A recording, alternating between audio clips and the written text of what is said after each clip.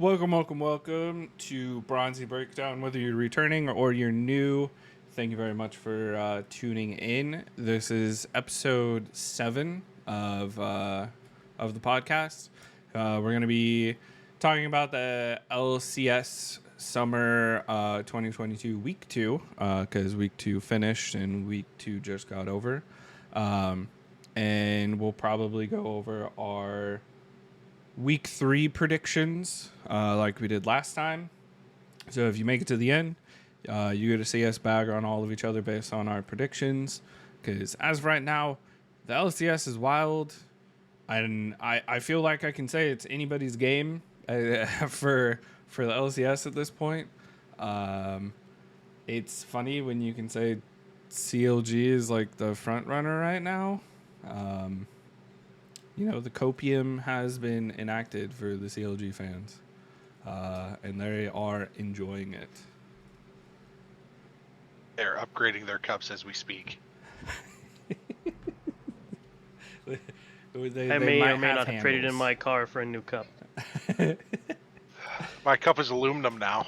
I feel like you got a handle on the cup now, so for the increased Y'all stability. find your own damn cups.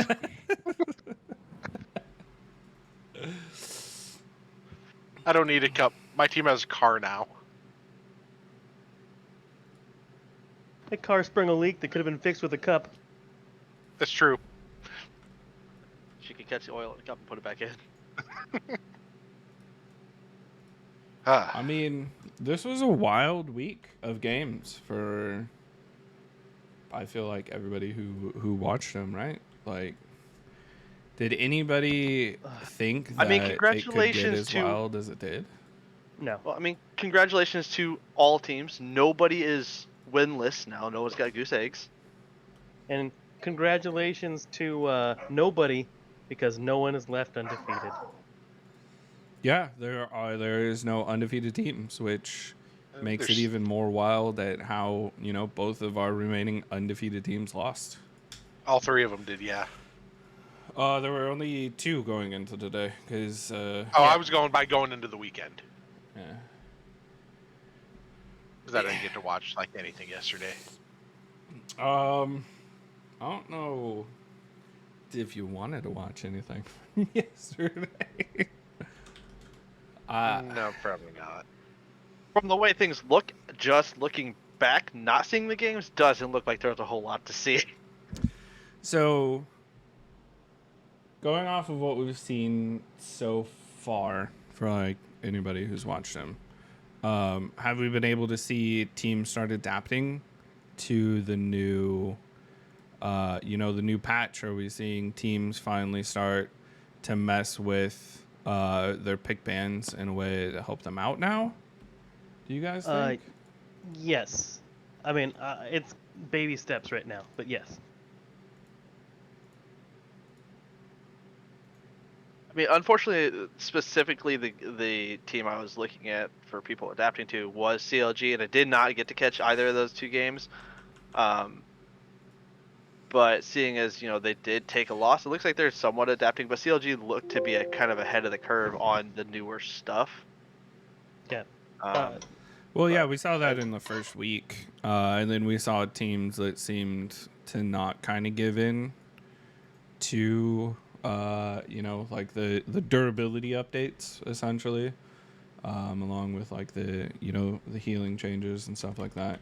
I think CLG kind of forced teams to start thinking about that this week, for sure, based on some of the drafts we saw. Yeah. I think that people understand that there is there is another way to play the game, but for the most part, you still see, especially the people that are on the top of the table, not really pushing much variation right now. Well, with the exception of CLG, but I would say people that we expect to be within the top side of the table. The old teams guard, that if were, you will. yeah, the teams that were winning was Team Liquid. in the old season. They're using what worked in Yeah, I mean, we'll be spring straight up. split, Team which Liquid. makes sense. Yeah, they're using what worked in spring split to attempt to get wins in summer split, and it is working. Yeah, It's not like they're taking losses after loss, but Yeah. except for Well, one I mean, in particular the team. first week too, everybody was kind of stumbling on what the hell they should be doing or should not be doing. And then in week 2, you saw Team Liquid with those stumble moments a lot more. They weren't as aggressive. I think the aggressiveness, the like drive and power that they had in the first week, you barely saw that come through in week 2. Yeah. No, for sure. I think that specifically, I know, and we'll talk about the game itself later, but I thought that TSM's day 1 was decent. Like, I don't think that it was just Liquid playing poorly, which I do think they did. Like, throughout this entire week, I don't think they looked fantastic. But that game in particular, I think that TSM showed appropriate signs of life and kind of where I expected to see it, which was through Spica and Maple, specifically.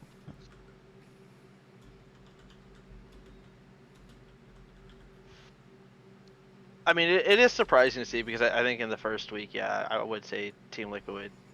We made the comment so many times. They're just upset. They're playing mad, and the to see them even take a loss, I like, especially off of someone like from TSM who was looking so shabby. It's like, all right, that's a drastic change from what we were seeing. A perfect game. Walking in, things like that. Like, it's a little different. Like a true Honda, repairs needed at this stage in the season. True.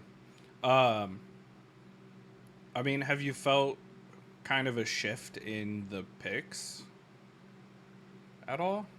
Yes. Well, I should say that in about maybe half the games, you can see when people are picking specific champions, they're actually putting thought into why they're picking them.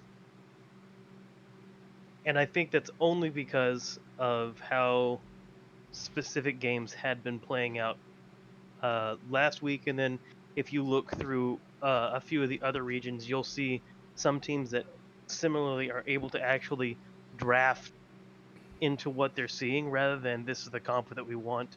This is the kind of comp that we want, so it doesn't matter what the other team's picking.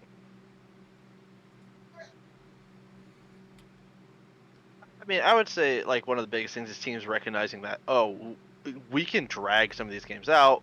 You're seeing a lot more hyper scaling, the Corkies, things like that are going to scale into later in the game, and then being okay to like give. Yeah, they're okay to give up the every stage thing though. Like, that's unfair. No, I mean his true power is in late game when you feel that big rocket come and all of a sudden your Senna's gimping back. Or in mid game where you feel that big rocket coming. Tiamat, you just pop the hell out of somebody. Well, okay. So to argue that though, like in Immortals Dig this week, that did not prove the case. Like that. Well, like that's because they dumped started hurting. So they dumped them so hard early, and to be fair, Immortals was just outclassed that entire game. Like, there's no Corky one-man show if you don't have, like, if you can't be there at the correct times to do your damage, then the fact that you can do the damage means nothing. Which, I mean, we saw. I mean, it's my Bronzie moment in day 2 final game. We'll talk about it. It was Power of Evil's Corky. I would get it if it just ran out, but literally, like, it was gone. But it was gone like, for like a few seconds. Like, you could say like 2 seconds at most. It was gone. I could say I specifically went back and looked at that. It was gone for a total of about 4 seconds before he clicked that W. And the image on the W changes when you don't have the package anymore. So you also lose a movement speed buff. But he had the Yumi on him, so maybe Yumi hit like a heal or something. What we don't know is that he was actually getting trolled by one of his teammates. He thought he had package because he just heard a wooga a few times. He's like, oh, I still got it. He saw the Yumi ulti and everybody was like, let's do this. And he's like, I'm in the middle of 3 of them. Mistakes were made. This is the equivalent of being ready to go and you just can't quite get it up. Yeah, because I thought it was surprising. Fuck it. Well, because there's games and stuff we want to talk about, and whatnot. So I know we were talking about it because we've been seeing it internationally and we've been seeing it in games, and it's a bot lane combo that we're getting bored with. The Senna Tom Kench. Right. Damn it. So I did do some look, and I got some stats for this weekend before we start getting into the games. Uh-huh. The first Great, one is let's Senna go. Kench. Okay. It was played 3 times this weekend. Yeah. It went 2-1. Dignitas won with it, C9 won with it, and 100 Thieves lost with it. I got a stat just for Kurt here. Viega was banned 3 times and picked twice. He won both of his games.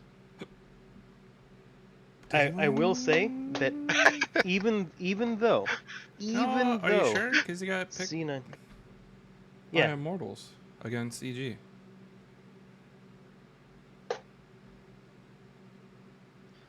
Well, I'll we'll have to get figure updated. we'll have to figure that one up. But Oh, my. I don't Yeah, that think was sorry, my bad. Was he 1-1 then? so. Let's see. No, No, 2-1, he would have right? been 2-1. 2-1 and banned Because he 3 won times. the TSM TL game. Yeah, picked 3 times. Yeah. Right. I mean, My bad. in the Viego thing, I never argued that he was a bad champion. I just argued that whatever success they're seeing in scrims, they did not see on the MSI Be on stage. stage. I mean, speaking of It's just scrim something I'm success, tracking now. I thought we'll it was talk funny. we'll talk about one of those scrim success picks that ended up showing up. Was it day 1? When we get to that game, was it day 1 or day 2? You're barking up the wrong tree. I don't got that for I you. think it's day 1. I think Alright, it's day so- 1. But all right, Yeah. to get back to the Senate Tom Kinch and Ben, did you have more stats? Yeah, I just 2 more real quick. Okay. 2 champions remained 100% pick ban this entire weekend. Okay. Zeri and Lucian. Which is, I think dude, that is I hate the Fair on the Lucian pick. Zeri. I Zeri don't know picked about- 3 times, and banned 7. Lucian was picked twice and always beside the Nami. It was banned 8 times. Yeah. I will. Oh, I no, will- that showed up in the LEC, so I can talk about that one. Never mind. Sorry. I will never. I will never fail to say when it comes to Lucian Nami that I personally think that lane is being so heavily misplayed on the Lucian Nami side of things, because if you look at the LPL,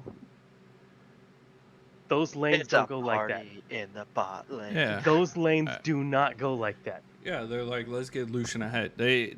It's showing the difference between LCS and everywhere else, where bot lanes are literally being forgotten again. They're like, you know what? We're going elsewhere. I mean- Sorry. Have fun. I mean, it's kind of like we talked about last week. Like, certain teams need to play for their bot lane.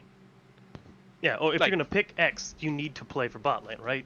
Like when CLG Well, I picks mean- double enchanter bot lane, like they give it just enough attention, and then they're focusing on the person they're trying to actually have carry the game. So like, It is if very you- much a play around what you pick, and I don't like Yeah. if we're gonna pick the Lucian Nami, play the Lucian play Nami. Lucian Nami, please. Like especially in like current meta where yes, games go a little longer. Yes, you have these hyper carries. Lucian is not going to outduel a lot of these hyper carries later in the game. He No. does damage. Get him his explosive lead so he he's can a win burst. the game before it becomes a problem. Like that's what they need. He he kind of doesn't win fast needs, enough, then he it's needs that over. early game power spike to keep him relevant towards, like, if the game tapers into a mid to late, he needs that early spike Yeah. to stay 'Cause relevant. if he's not if he's even, he's behind. Like that's the truth of the matter, because he doesn't scale as hard with items. Yeah. But, yeah, I think. Go ahead, like. No, you keep your thought, because I was gonna change it to Okay. a different pick. Yeah, I say I think pretty much consensus is play into the Lucian and then move on. I was actually gonna segue as well, so I was gonna like actually go backwards from Pin and go into that Zeri, which I can see the priority. Predominantly because Yumi is a decent she's not a game winning pick, but she's good with it. Survive lane, and she's very difficult to keep bottled up in a team fight, and she does with that ulti and everything and all the damage going through your back lane just gets shredded, even if you have one. I watched Zeri single-handedly cause fights that all right, well, we just we lost 3-0. All of a sudden now it's like 2-3. Yeah. Instead, just Well, single-handedly off the back of the Zeri, and it's like, wow, this is the strength that when she was initially getting picked, you were expecting to see, and only a few people were able to actually utilize. We're seeing this rendition of Zeri is much easier for the other players to pick up, it seems. Well, and to top it off, we're finally starting to see different supports with her. It's not like, oh, they didn't grab Yumi, we got it, we have to do the Yumi Zeri, or they grabbed Yumi, we know they're going to grab Zeri, so let's grab a different 80 carry support combo. That people are like, all right, we're going to take a first pick. If you take the Yumi or you Bandit, we'll take a Sona, we'll take a Lulu, and we'll still do good. Like the 2 games today, or the 2 of the games were with the Lulu, so yeah. I mean, and it Lulu gives you the peel, right? Like, it's the thing is, I think that Yumi makes you more slippery, so it's a lot harder to get onto the Zeri if Yumi's attached to her. There's the slow speed up on the heal, the fact that she's just amping damage. It makes it really annoying to try to even touch Zeri. yeah. But, with Lulu, it's one of those things, okay, we got to Zeri. Now what? Yeah, we got there. Well, what do we do now? This is like a rendition of the old Juggernaut comps. It's like, okay, she's building Mortal now. So literally you dive onto her, she's like, okay, instead of running, I'm just gonna fight you. And now you die. And I also think it gives her a little bit more priority in lane, whereas I feel like with Yumi, she was very susceptible to getting kind of bullied and pushed around in lane. With just, Q not being as lethal, her overall damage early on is not as good. No, she's just hard to punish in lane by killing, but she's very easy to punish by getting her away from XP, just getting muscling her out. Yeah. That W right now too, 130% AD scaling on the W. Yeah. No, it's crazy strong. It's crazy strong. Gives vision and it goes for fucking ever. And while we're talking about some picks, can you pull up the stats on the pick ban rate of Ezreal and his win rate of this weekend? I can see what I can do. For this weekend, right? And then we can hear the analyst desk talk again about how good Danny's Ezreal is. Please I put it I have not liked Ezreal at all this weekend. I think it's because they're pairing it with some weird picks. I mean, like Ezreal Yumi, the Ezreal should never fucking die. You should never have an issue. But he's getting constantly caught out and jumped more than a Zeri with the Yumi.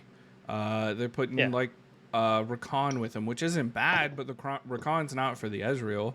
Like, what happened to the picks where it was Ezreal Karma? You're just throwing it down lane, abusing. It's what's the problem with Ezreal? Ezreal's laning is weak. All right, so what do? We give him a poke partner that makes all of a sudden now you can't just. Or you just pair him with someone super fucking tanky. Pull out the Braum. Braum is still a fucking good lane. Still a fucking good lane. I think Braum Ez was the original pairing too. Yeah, but it's super strong because of the instant proc on his on Braum's passive, right? Because it's Q auto Q, okay, right? It's just it just makes it even more dumb because the Q gets to do so much on hit stuff. And Ezreal gets to shift out of CC and Braum gets to jump to him. Like it's the in out. It reminds me so much of the old Lucian Thresh. Why is it so annoying? Because Thresh gets to play safe. It's like, wait, why does Lucian not die? It's because Thresh gets to play safe. Yeah, so it's just Why does Lucian get the kill? It's because Thresh can suddenly play aggressive. It's just one of those things. Right. All I'm right. waiting for people to find the So- Zeri Braum combo because fun fact, Zeri's Q also procs Braum's passive. That's gross. Yeah. All right. So over the weekend, Ezreal was pick banned 6 out of the 10 games. So 60% pick ban. Mhm. In the 3 he was picked in, he lost all 3. Yeah. He lost Dig IMT, he lost. He lost EG versus CLG, and he lost TSM versus TL. Yeah, and Ezreal is and will still be a strong pick, right? Because we've seen the stupid damage he can do. We've Yeah. seen the million different build paths where he gets to keep constantly spiking every single time he gets a new item. But I just don't. It's like hate we were that fucking saying. champion. They just want a pick in the bot lane that can potentially just survive because they're not paying any attention to the bot lane. So here's my only issue. Why is it that it's just like you can have someone that's even a more traditional style AD carry that I don't think is super weak right now that can survive bot lane pretty well. It's like I don't know. Unless you have like longer range, like Tristana is still a decent pick. Well, because the issue is look at how many AD carriers that were left behind this weekend got 2v1'd because they were too far up in the lane. Yeah. Like it was astonishing. You are by yourself and you know the other team is there that can instantly jump on top of you. No matter if you're a Seraphine or a Senna or a Xayah, because we saw Xayah get, picked apart. Yep. And it's just like, come on, bros. Like, we understand you want to stay, you're there to get the solo experience, stay semi-relevant, but you also need to stay safe. You dying does not help any of the stuff you're trying to set up in top and mid, because all of a sudden they're like, shit, we got to call this off. We got to go to this other lane, or you're forcing your team to do a really bad play because they're like, we got to capitalize. We got to do something. Yeah, it's like, what are you supposed to do? They literally just 2v1. Yeah, there they was didn't no even jungle. They didn't no jungler, no nothing. You just straight lost, unfortunately. I will have to say, you can correct me if I'm wrong, but I don't remember seeing a TF at all. Bans. There was one specifically against against things like I'm just like, even when he wasn't banned, we finally no plays, 3 bans. Yeah, we finally didn't get to see a TF. Unfortunately, we kept seeing, the Corki, the Azirs. I mean, they're not going anywhere. No, not until someone actually does something to push them off. Corki was also 100% pick ban this weekend. Yeah. I hate that champion so freaking much. I hate him. He's the Ezreal of the mid lane. I hate him. Yeah, he's super hard to do anything if you're playing safe. And the mid laners on more or less an 80 carry are playing safer than their 80 carries on an 80 carry. Yeah. For sure. I do have one funny thing about all the TL band or the Twisted Fate bands. 2 of the 3 were targeted at Bjergsen. Yeah. Which makes sense. I actually have a question though. Yeah. Think about it, because I don't know, because I don't know the answer to this question. Is Corki an actual bad pick for bot lane right now? Kurt, as a resident bot laner, what's your take? I am going to say yes, and then Curtis can say his thing. I think it's because Corki needs the solo level experience for like his rockets and stuff like that. He needs to be, like 16, 17. Like he has to hit those level spikes as well as getting the items. Well, and if you're trying to play him like he's being played right now, yes. But he also could potentially be one of the safest 1v2 laners that exists. I'm sitting here trying to rack my brain around, him and how he would. But I guess For The- me, he- shorter lane, I the- guess, would be the other thing. Is even more safe. I don't know. I just say no. Corky I think- started he- getting he played. has to. Corky started getting played mid was a huge boon to him. One, yeah, levels is huge for him. Two, he was able, like, when he started making his big, like, going to mid, it was grab package and you make a play, bot, top, doesn't matter. Like, you just go, you make a play with this package. Now people are saving it for these team fights. So Yeah, they does extended that the time on outweigh? it, that's why.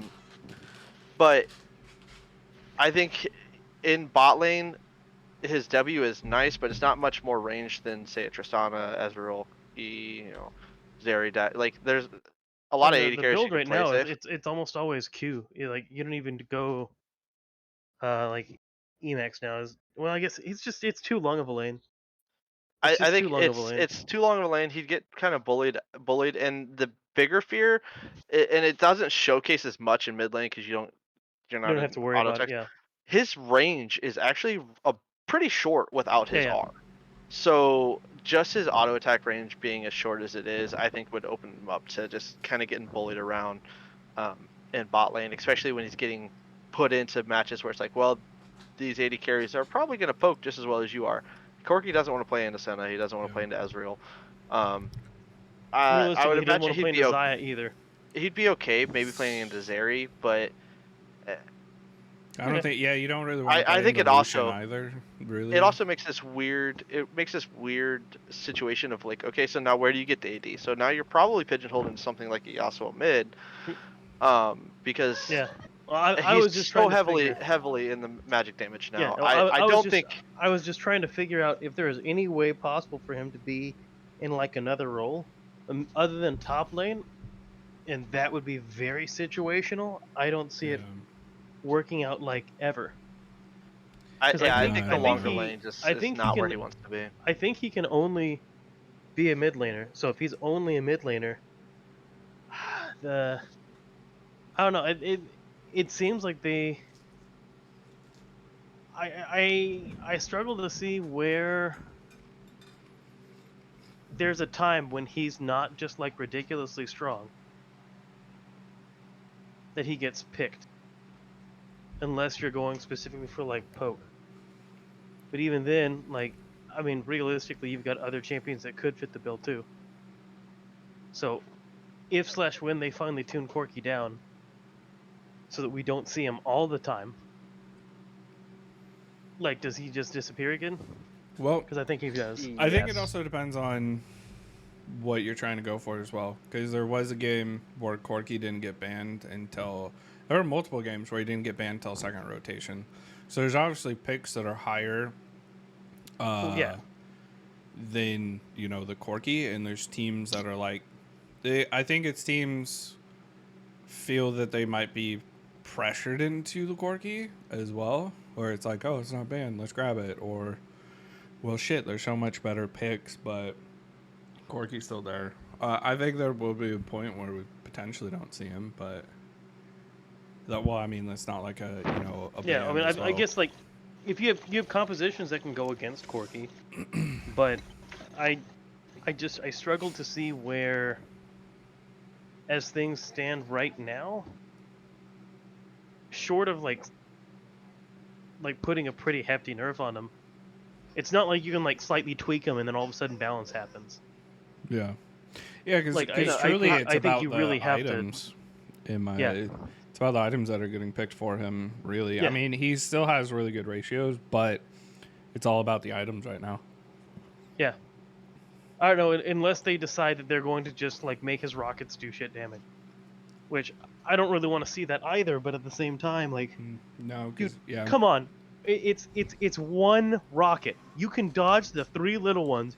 You don't even have to get hit by it. Your friend could get hit by it, and you still lose half your HP. they Like, were not. it's They were He's not gonna be a trained feast in the of famine. 5 Ds of dodgeball. If your name is Senna, how fun fact, it is like home seeking, in case Yeah, you're yeah, yeah, curious. Like yeah. literally like it's written in the code. Totally, yeah. It exists, aim. You are literally. guaranteed to get hit by that, and you're Yeah. guaranteed to then heal and look and go, oh, his is bigger than mine. Okay. Feels bad, man. So before we kind of get more into the games, right? We're going to kick off the new season with the Fog of Draft. Okay? Game that we started during MSI. Essentially, we found out Curtis really didn't watch any of the games. So since he didn't watch Welcome any to 22 hours of work. he didn't watch any of the games.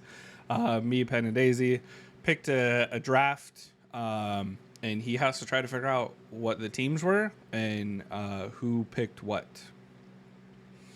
It's actually pretty fun, and I think, honestly. You may have a problem there, Temp. What? Look at your picture. What? Look at the I'm sides. not looking. I'm not Oh, looking all if right. it means All right. anything. I literally just have what the games were. So I'm not All right. cheating, I promise. He Yeah, says, you'd have to have one my stream eye up. cracked open, You'd looking have to between have his my fingers. stream up. I just like to be safe because Nope. I always have the stream up. Yeah, so He can check the stream logs right now. we'll I am make currently sure not in you there. have He's it missing a mod. minimized when we do it to you. But. Okay, Kurt quickly switches to invisible mode. I am fine. so You'll never know. I can't remember. Are we giving? Honestly, bands don't give away shit, so we could give bands as well. Right Yeah, now, just give me team comps right now. We'll Okay. start there and we'll go. So, team 1 was a. Do we give it to him in order or pick order? Because this isn't pick order. Because I can give it to him in actual top to bottom. We just give him top to bottom. I think that's how we did it Okay. before. Yep, just go top to bottom. It's fine. Fiora, Zinzao, Corki, Senna, Mundo. Versus team 2, Gnar, Volibear, Yasuo, Seraphine, Karma.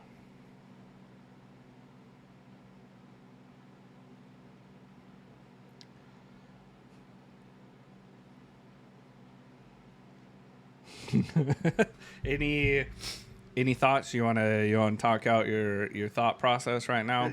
Yeah, like that's like obviously the Fiora pick kind of screams out a few teams that I think most top laners have this pick kind of somewhat learned, but not to a stage in which they're going to be pulling it out on the actual big stage. You know, like they're not pulling it out in thin air. The Mundo is kind of like obviously a really weird one. It's very interesting. I don't think it's a bad pick by any means. I do just absolutely hate the Volibear Yasuo combo here. I'm not a huge fan of the way like how Volibear plays right now in the current meta, and I think it's even worse when you try to pair it with this Yasuo. Also, just looking at that, was there any setup on that team at all for Yasuo outside of Gnar? Just Mega Gnar. That's it. Yeah, Meganar.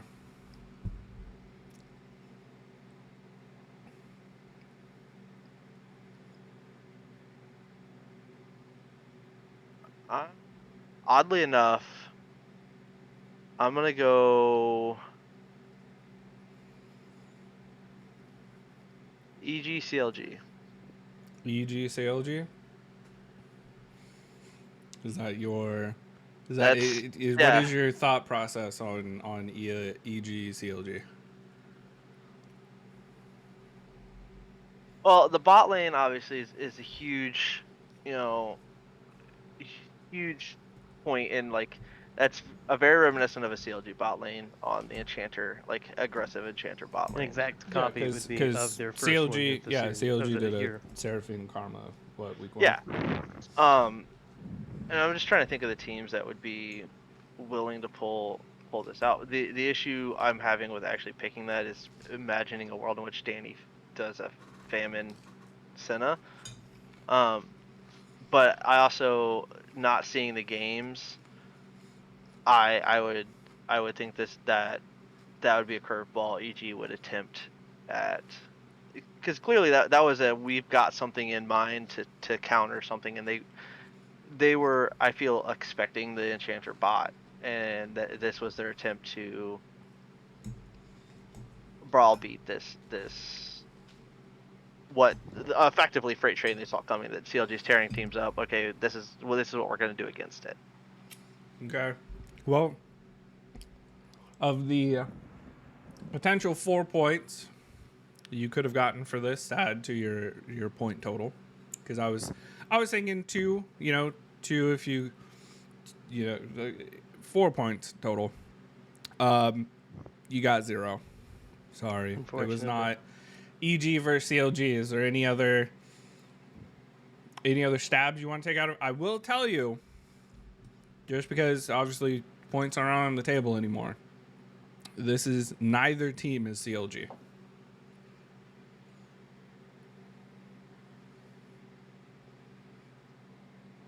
Mind blown. Which obviously you figured out when you got 0 points. Yeah.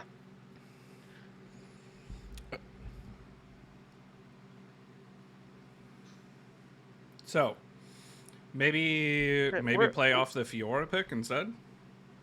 Yeah.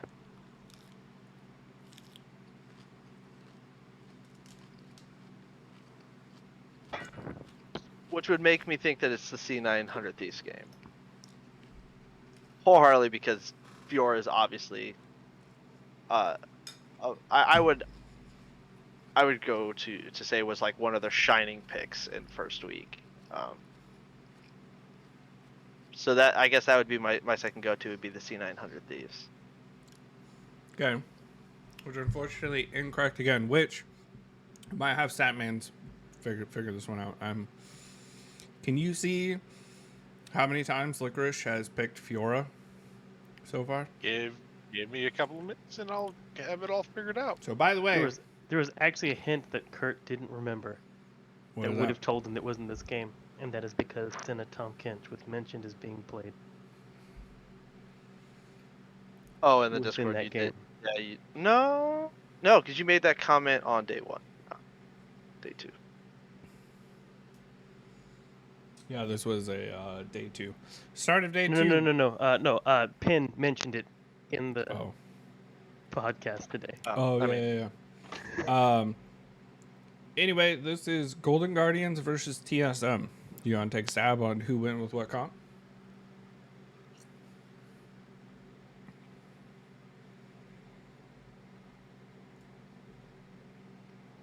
Huh? Do I? No, not really. He says. I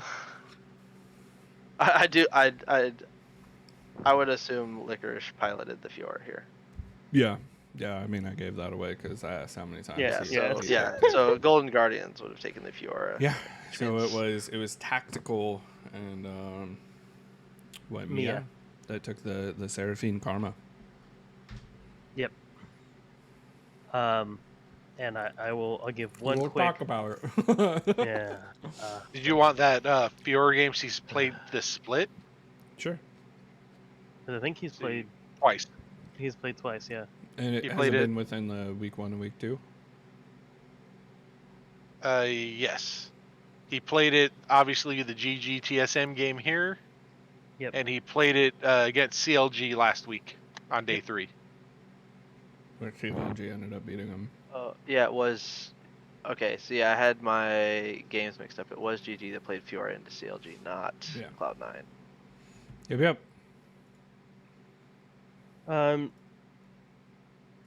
Wait, what? Yeah, it was into EG that Fudge played Fiora. Yeah, that my memory's not off. That that was the game that Fudge tried his damnedest, but it was that JoJo hard PP'd in Fudge's face as Danny is like, yeah, I'm not good, dude. Can you do anything? Please JoJo's save me. just like, bye. Y'all got that Fiora, right? No, we don't. I already clicked TP. Cancel that, dude. This is not season 3. All right, because I know we're chomping at the bit about talking about some of the games that went on over the weekend and kind of a look at our predictions. So, with week 2 over, there's been a shakeup in our standings for predictions and for points. So, through my predictions, I am now 14-11 with 19 points. Daisy is 15-10 with 23 points. Penn is 13-12 with 21 points. I'd be last if it wasn't for Kale. And Curtis is tied with Daisy at 15-10, but Daisy leads by 1 point. Curtis has 22 points. Because of Those 4-point games really coming in handy. craziness that happened yeah. between both days, honestly. Yeah. Like, this first game, Dig versus C9, could have gone Dignitas's way. Yep. Like, all of these games, I felt that there were very few that were like, this team's winning no matter what. Yeah. Well, and the ones that we were like, this one's winning no matter what, we actually lost some of those. So, you know. So, unfortunately, I didn't catch the C9 Dig game on Saturday. It was not clean, I wouldn't imagine it looked very pretty. I'm gonna be honest. but it's like C9 was in control throughout, but it definitely wasn't what you would call a clean game. And I just,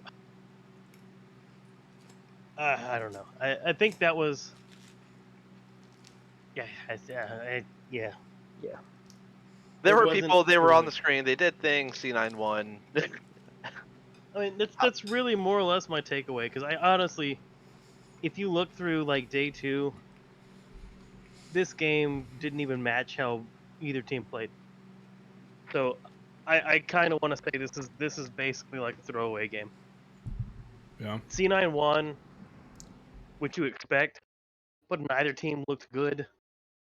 It wasn't fun to watch, and I unless you can think of anything else, Penn, I was Major thing to note is the return of Berserker and Sven.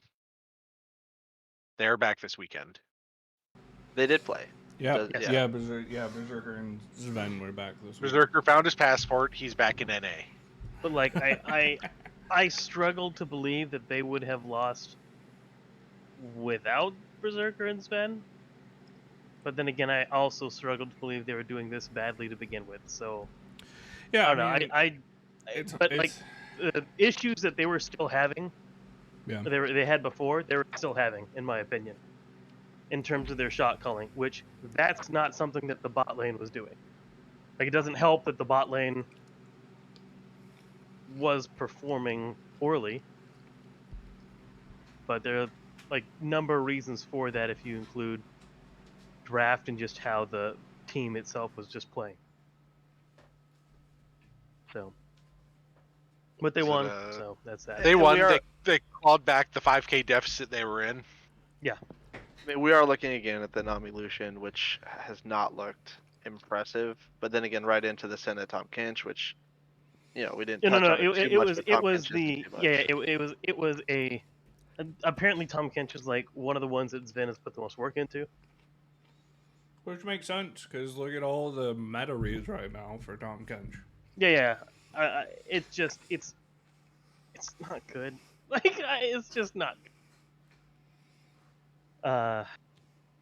But once again, in that game, you had a bot lane that was boring, which should never be boring. Like, how is that bot lane supposed to be boring?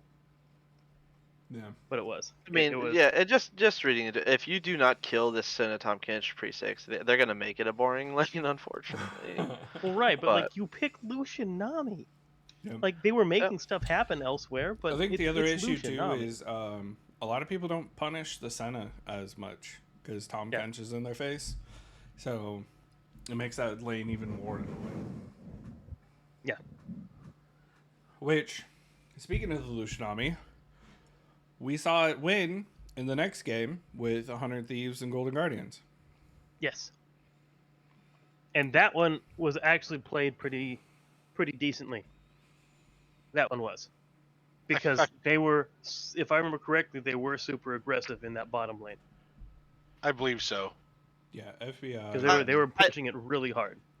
I think that being into Callista and Renata. Renata does help a little bit, because if Callista and Renata is not fighting you, they're not really going to be doing much. So you already knew you were going to get a fight down there. Yeah, and early fights are always Lucian Nami. I think this was one of those games too that we saw Lee Sin show up a little bit more often in the bot lane. Yeah. No, like I said, they played to the lane, if I remember correctly. It does help that I think you have the most boring lane in existence in mid lane.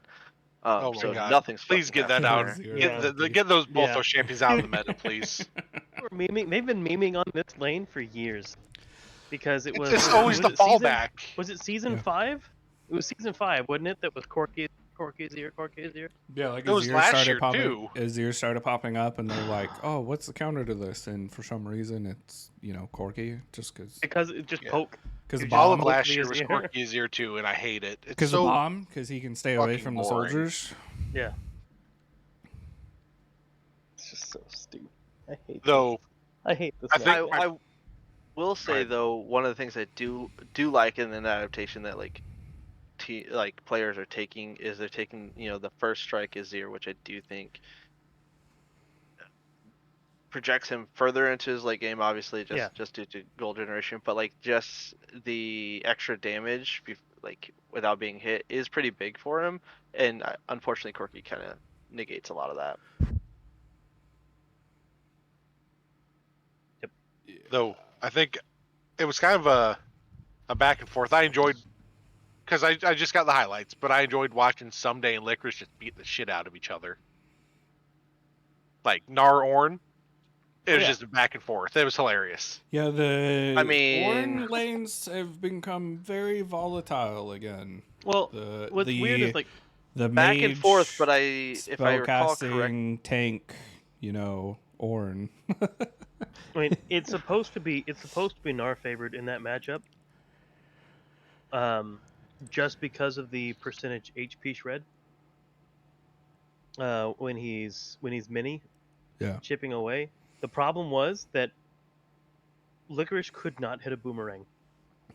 Some days it was just like, nope, that one didn't hit. Nope, that one didn't hit. Nope. Yeah, that one was didn't the hit. Ornn Nope, one where that he had didn't like hit. 6 kills before the first 15 minutes or something, right?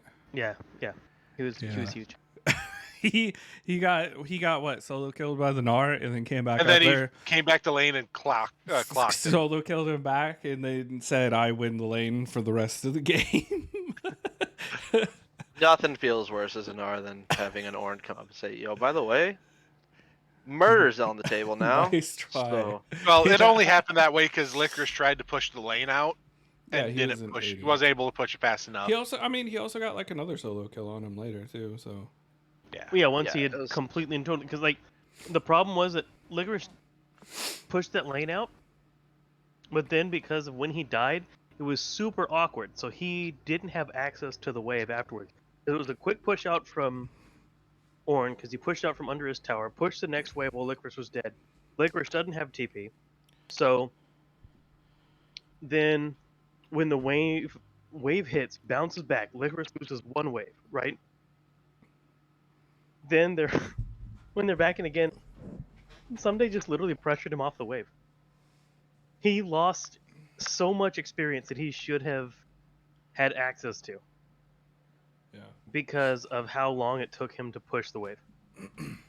And then getting killed just lost him. Like, it pretty much lost him the lane. The one counter death because of when it happened.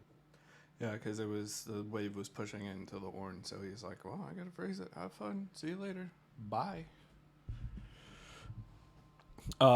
Which in game 3, we saw TSM do an adaptation of the Golden Guardians comp with the Gnar, the Kalista, the Renata, except they switched it out with Zoe and Viego and picked up the win against TL. So I just want to say, Maple and Spica hard carried that game. Yeah, the Zoe Nar. Or the Zoe Viego. Yeah, they hard carried that game. That was insane. I don't think that TSM. I do think that TSM played a decent game. Definitely their best game of the split. Yeah. It was a decent game. I'm not gonna say that they definitely they beat TL. I TL didn't play a good game. TSM beat TL, but TL also beat TL. Yeah. So this is one of those like not seeing the game and just throwing speculations. But like top lane should have been aggressively TL favored here. It should have been because like early. This is what happened the last time when they faced the plane, right? Early on, Nar will bully Olaf, but before Santorin came up and he defended the matchup, and they put pressure over that area so that as soon as Olaf got even, and it's level 6, Olaf doesn't lose. Like it's if it doesn't happen. But Spica influenced top lane. And then he didn't just leave it. They continued to push and pressure the Olaf. TL needed to be topside with this pick. And they didn't really play topside. And I will say that this season has seemed to really reward teams who get an advantage in either a lane or in a situation, and they push that rather than we got it you ahead, we'll leave it alone. No, yeah, like it's very yeah. rewarding to get somebody ahead and then just utilize that to just not just your head to smash and absolutely decimate the lane. Well, especially a pick like Olaf, and the matchup, being the way that it is, ranged versus melee matchups in top lane are pretty much always the same. The ranged is favored early. You need to influence this to keep that from snowballing into an advantage that is always relevant.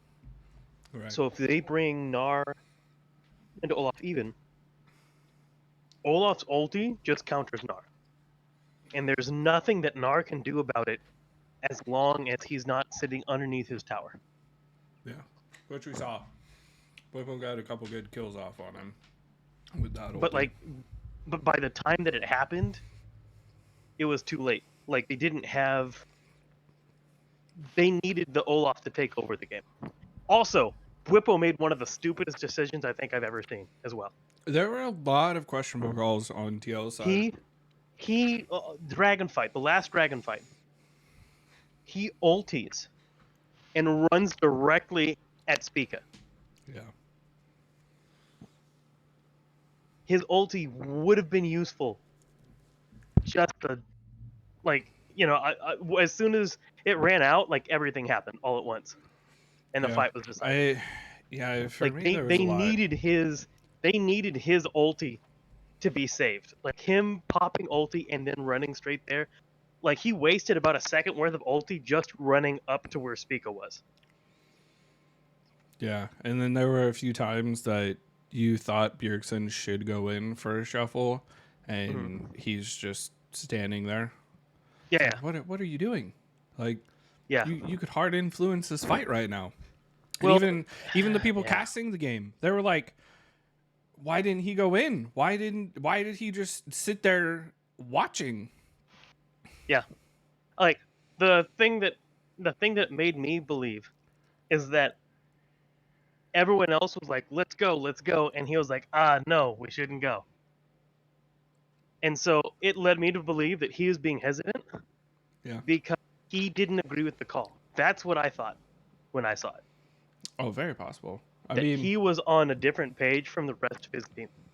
Like he thought they were going in too early, and then after that, he was too hesitant to throw his abilities out because he didn't like where they were. Yeah, essentially TSM won the game at that fight. Like TL kept it was keeping it very fairly relevant, and then that fight, it was like, all right, TSM's gonna win this.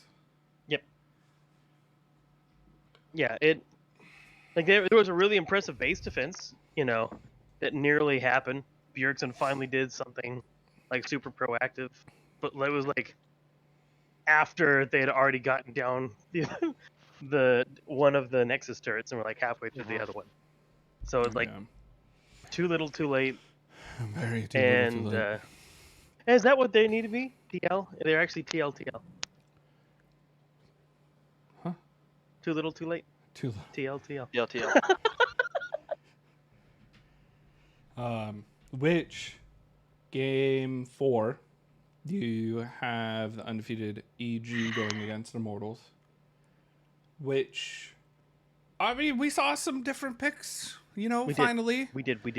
We saw MF show up. We saw Alistair come out of hiding again. Oriana showed up. We're getting a little bit of Silas gameplay.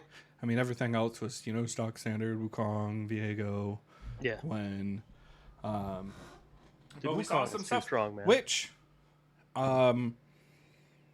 Danny changed the build too. He went for the burn lethality.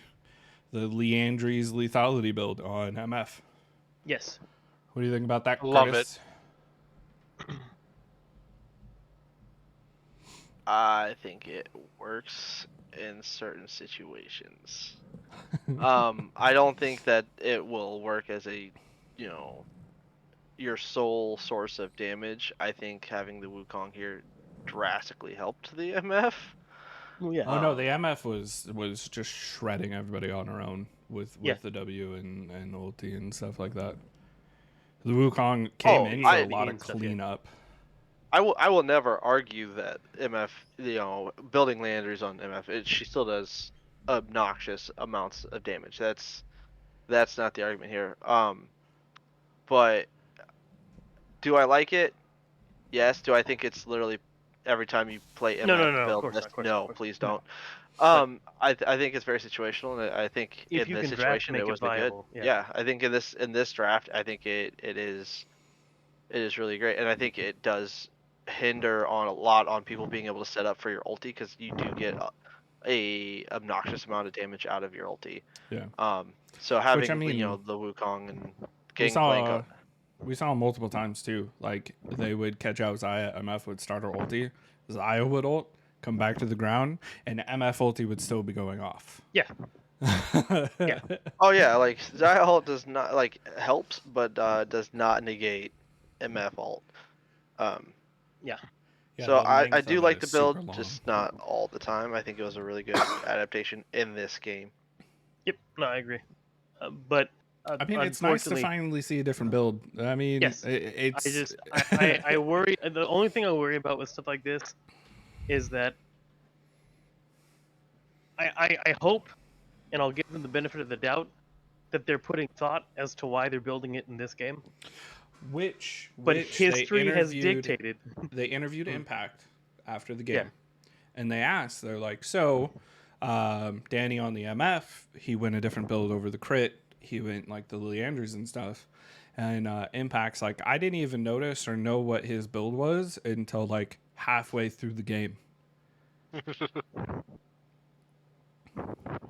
So is it obviously he went into the game knowing he was going that, because he went, with I think the Comet, and he bought the tier and everything else. Well, I thought Comet was pretty standard for lane MF anyway. If you're going crit, if you're on crit, you see a lot more lethal tempo or things like that. Okay. You're not pigeonholed. You can still do lane pressure, but so I mean, he knew he was going on. He knew he was going to be building it this game. But the question, like I said, is this? He knows he's doing it just for this game. Yeah, was it him making the decision, or was it the coaches? I feel like it's kind of one of those. Was it just like, hey, you're gonna play MF, and then or he is gets this to just decide? the new build that people see that they're just gonna go with? Yeah, default. Or is the coach going, we have a Wukong, we have a Gangplank, go AP, like, because the Alistair or something. It reminds me of I don't know if you guys remember or not, when Gangplank would go Leandries God, that was so for his long ulti. ago. It was just last year. Was it last year? Well, nobody Yeah. in the pros did it. That was all. They did it. They did it in pro, but it was not in NA. Oh, okay. Yeah, specifically NA, nobody did it.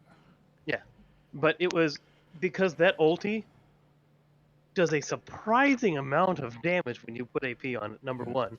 Number two, when you attach the burn to it, it's crazy good. Yeah. So like, it's like a similar thing, a similar idea. Although that one is pretty much just this is a fight deciding moment. You can't fight inside that ultimate if he's got Leandris. Yeah. That was one of those things I thought of. I'm wondering if he chose to do it because of Alistair. Because if you have the Wukong, you have the Gangplank, and you have the MF, all going armor. I mean, Alistair, if he only has to build one unit, type of damage mitigation, he essentially becomes super unkillable, right? So maybe it was one of those they wanted to spread it more evenly with like the MF and the Silas because she is adaptable. I like I said, as long as there's thought behind it, that's good. But I have a feeling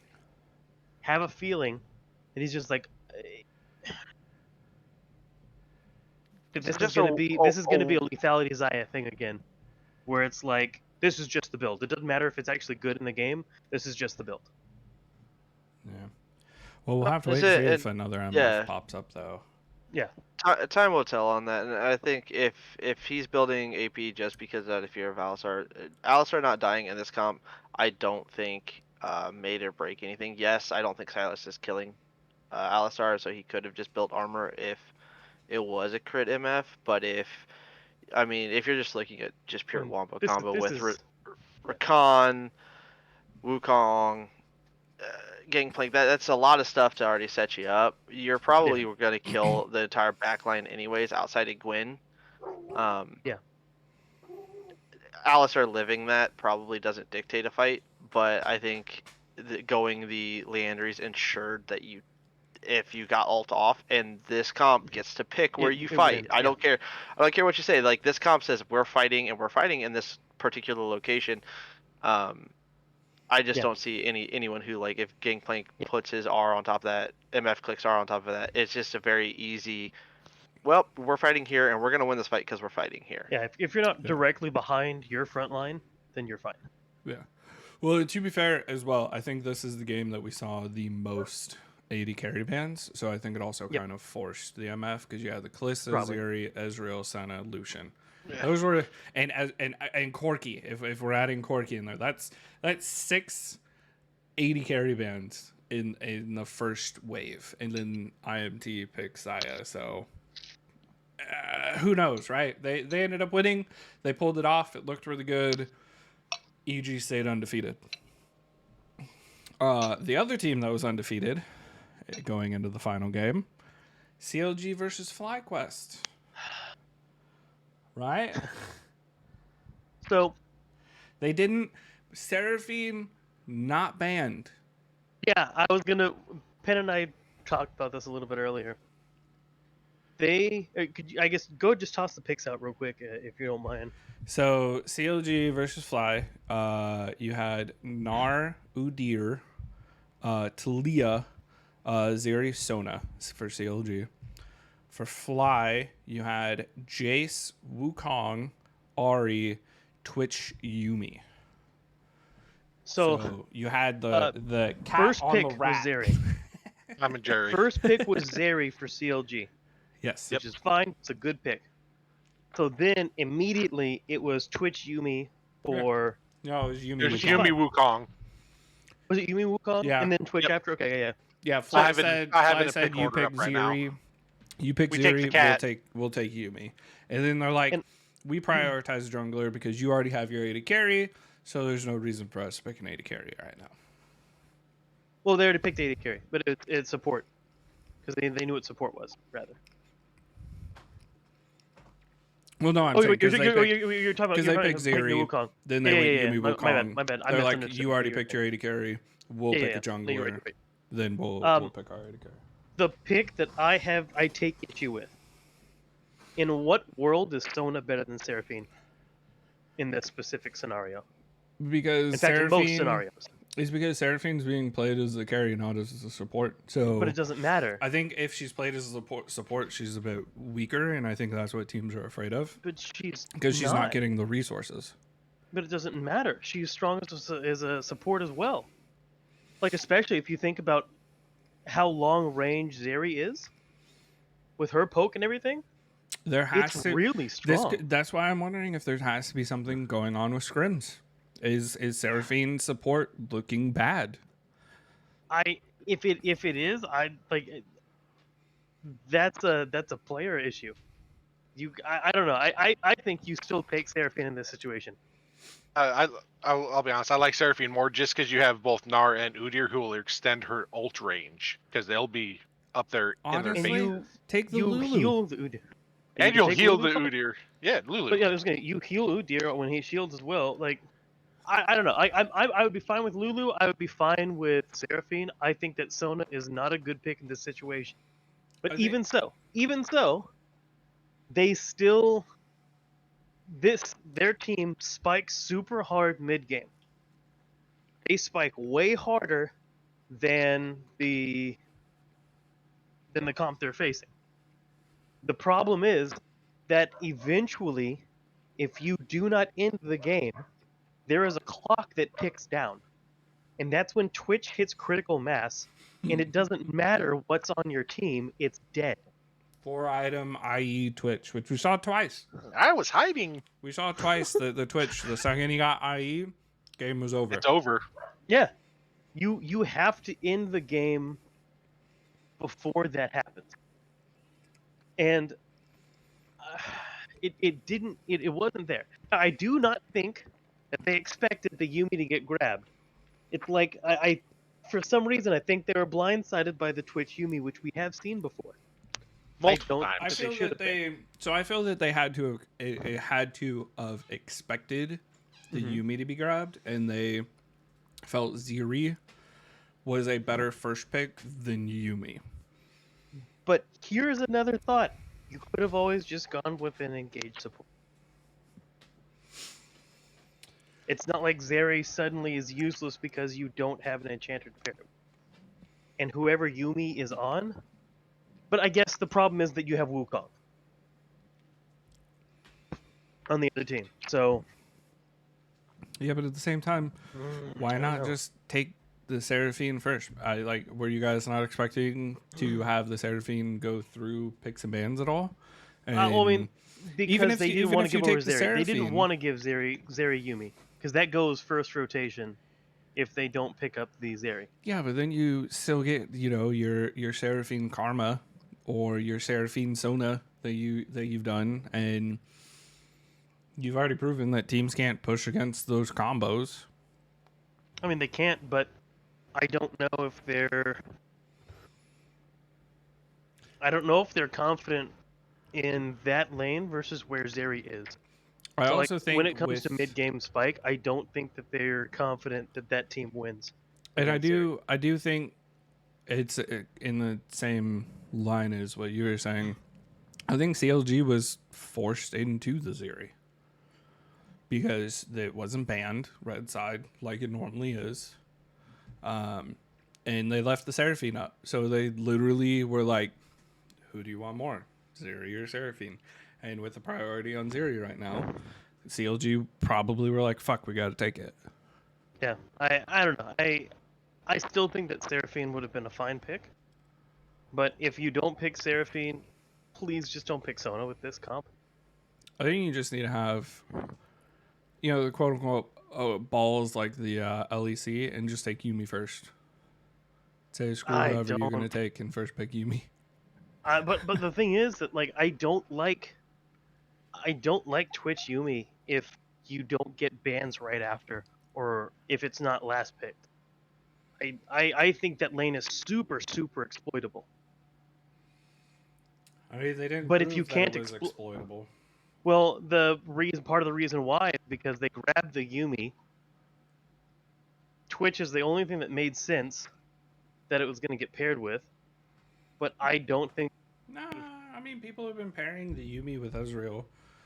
They've been Yes, pairing the unless if Yumi they were with other stuff. expecting it to be, I thought Twitch was the only reasonable answer to Zeri existing, For because us, then you yes. do have a timer.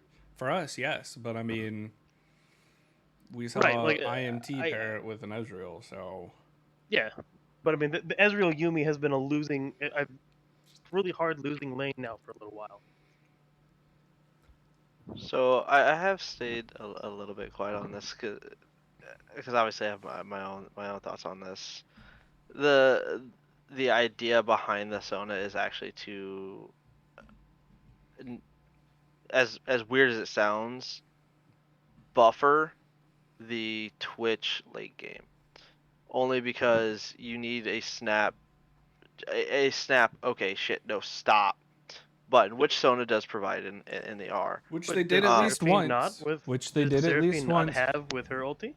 No, it's more That travel time traveling. is actually very aggressive. Yeah, if the Twitch isn't on top of you when the Seraphine ulties, he can potentially just straight up flash out of it, or walk to the side or something while he's So, autoing you.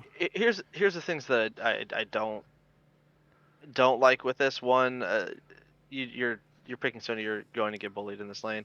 That's just gonna happen here. But CLG did it to themselves in banning this Braum. That fun fact, that's the pick that they would have wanted, and that would be that Braum. I don't think Seraphine fixes the issues that you had with the Sona. I do think that a Lulu probably would have been a better fit here. Would actually help me understand this Udyr pick here and what their intentions were to get out of it. They second rotation or like what? Udyr has been a very strong pick. If you pair it with enchanters, it's extremely strong. Durability. Which it's is great. really strong. I don't like it with Sona, and my reasoning for that is I agree. Udyr wants to go in, and Sona would love to help you, but Sona does not want to be in the same location that Udyr is in, Well, and Sona only helps around her. Well, and this is kind of the issue that I was saying. I just think the Sona pick is out of place, regardless of anything else. Like I said, if they wanted something similar to it, I think that for the most part, because of the range, Seraphine's a better pick than the Sona is in that regard. Mhm. But I do think that Engage would have been better, period, against the Twitch. But they picked their support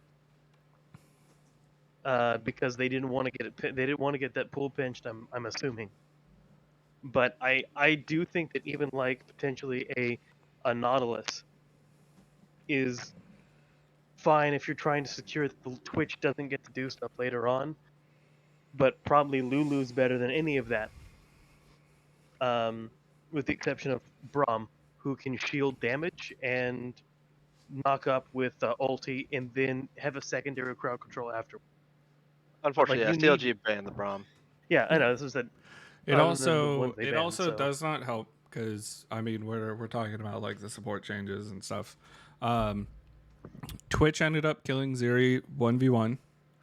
Yeah. Twitch roamed just as much, or even seemed more than the support did, and was getting kills across all of Summoner's Rift.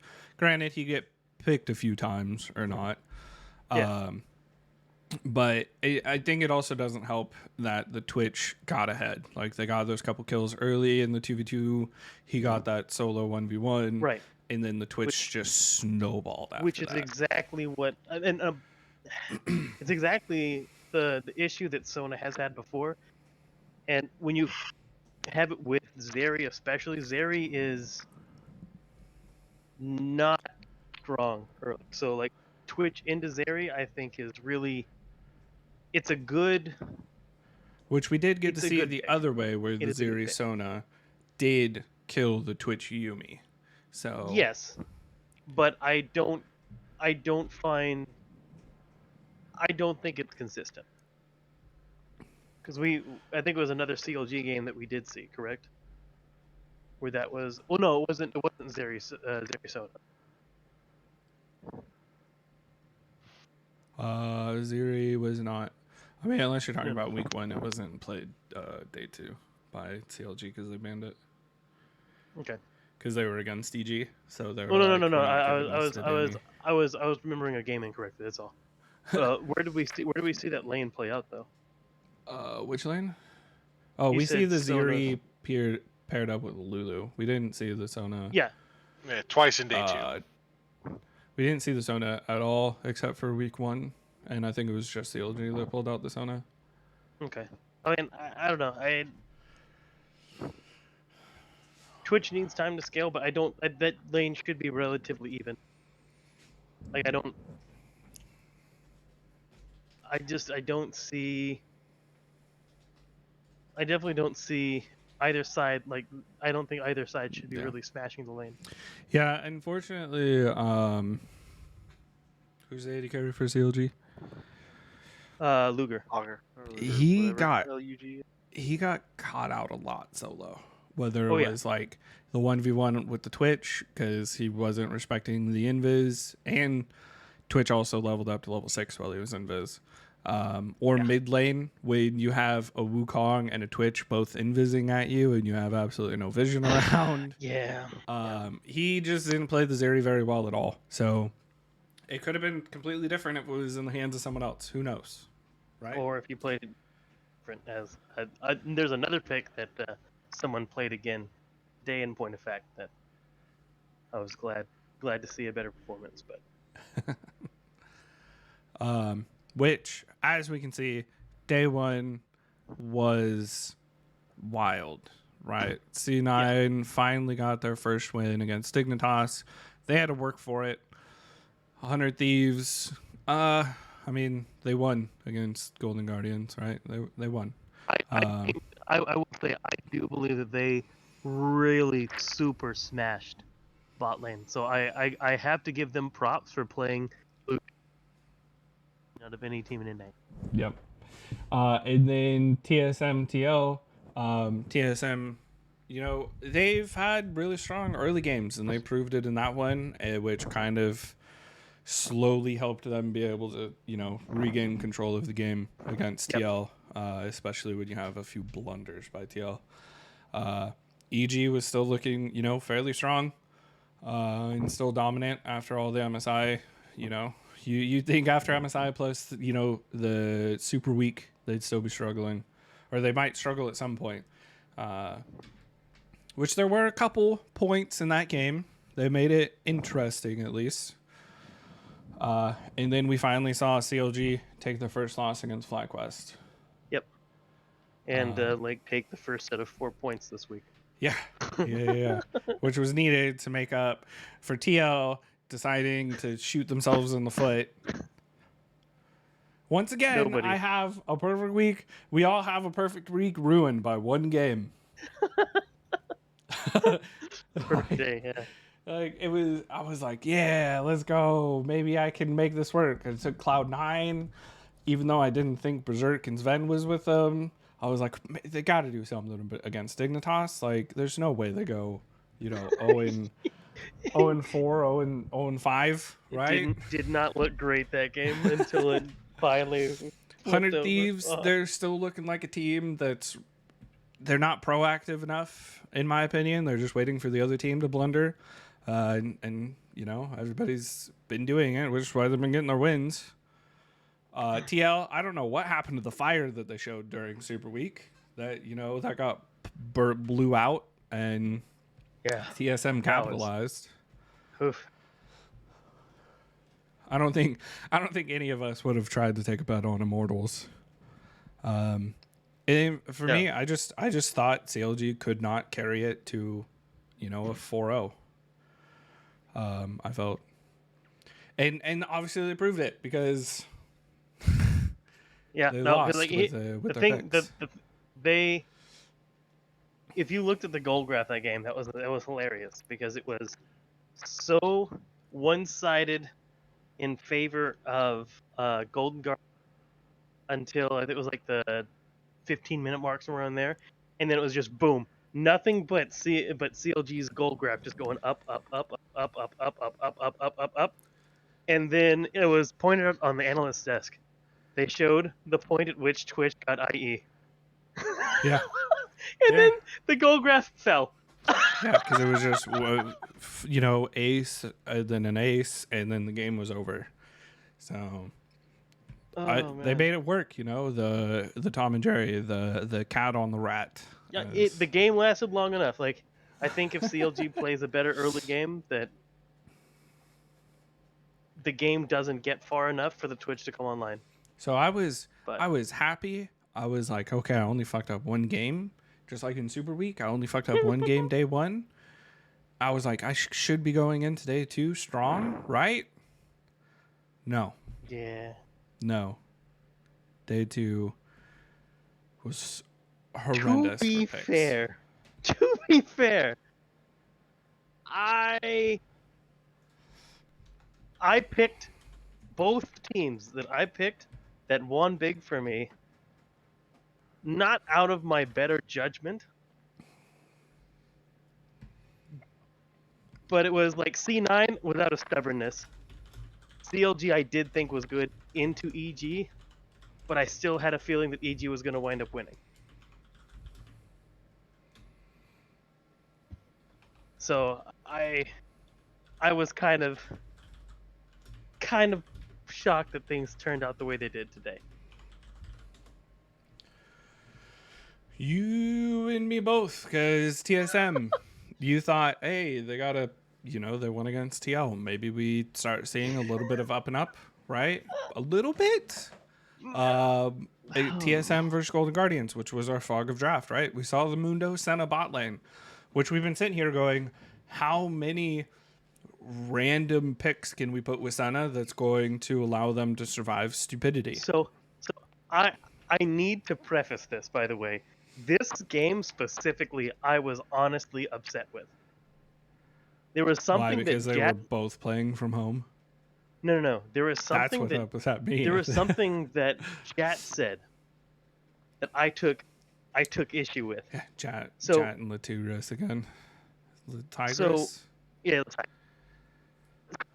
Who cares? normally I don't really have much issue with Jat's commentating, Yeah. but he missed a very important detail that I thought was like ludicrous. He was talking about how the Senna and Mundo were never really behind, but the first time we panned a bot lane, They were both of getting them shit on. are sub 200 HP. But then, no, here's the big thing. I watched Tactical while he had these guys under tower, and a wave is coming in.